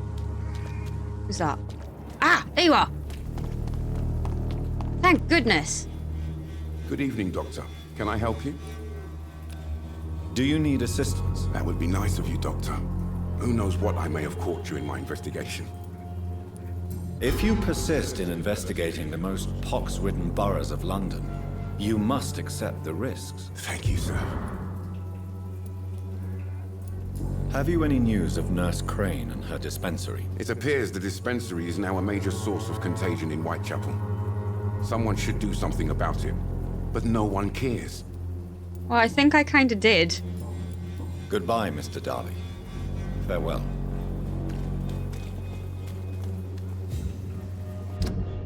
Okay, can I get in there through here?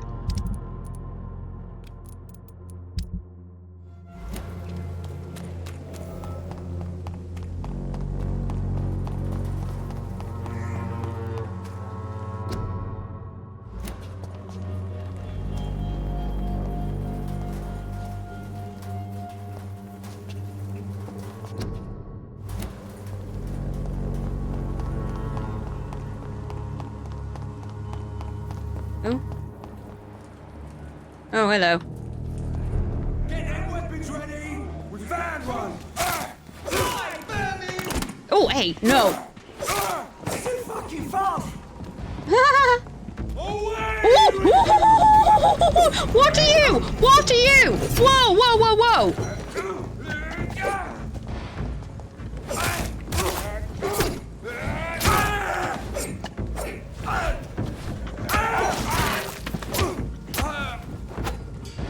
This man stunned me with his faith. His crucifix. This is not good news. No, no, it is not.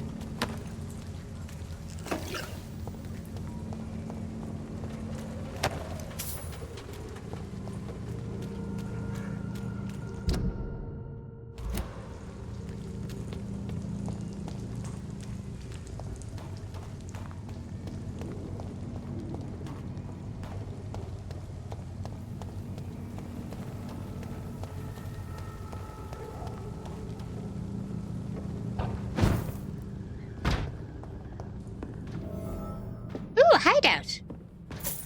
Go me.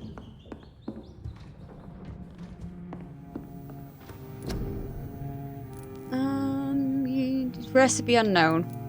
Well then.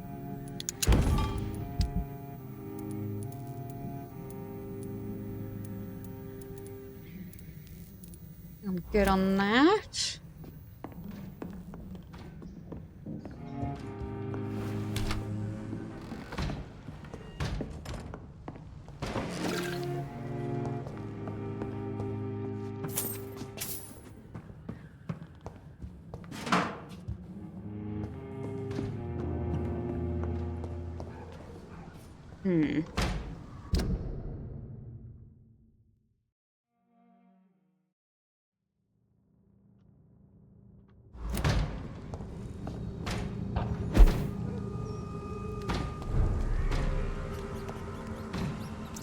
I don't want to head into the main mission though. This is my issue. I want to do this, but I feel if I get too close to there, I might set it off.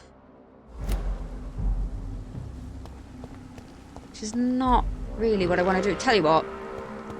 I'm gonna go back into the hideout.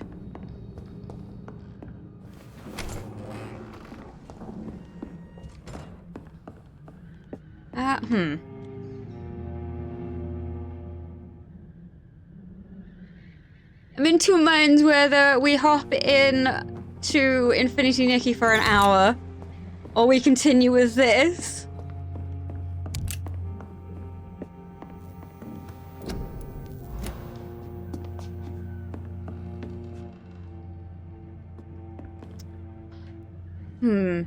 It's Wednesday tomorrow, isn't it? Yes.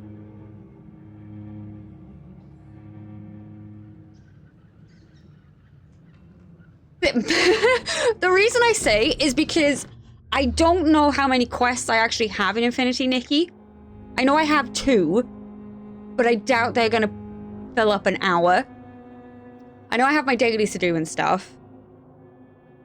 But I'm just thinking, I know tomorrow I'll be able to have an extra hour.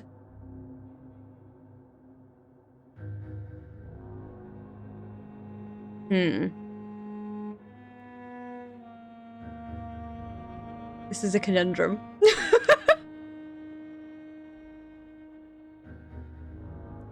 Thing is, with Infinity Nikki now, I'm kind of waiting from update to update. And I know at some point soon, there's gonna be like another kind of update. I don't know whether it's gonna add any quests or not. And we have until like the end of this month to get the event done anyway.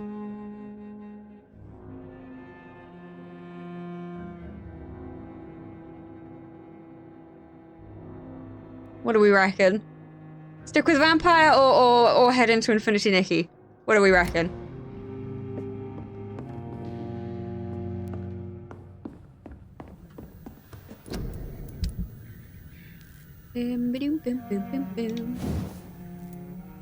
Oh, I cannot.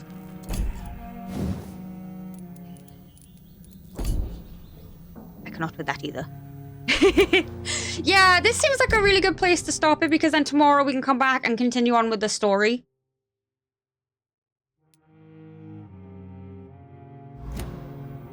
Right, yes.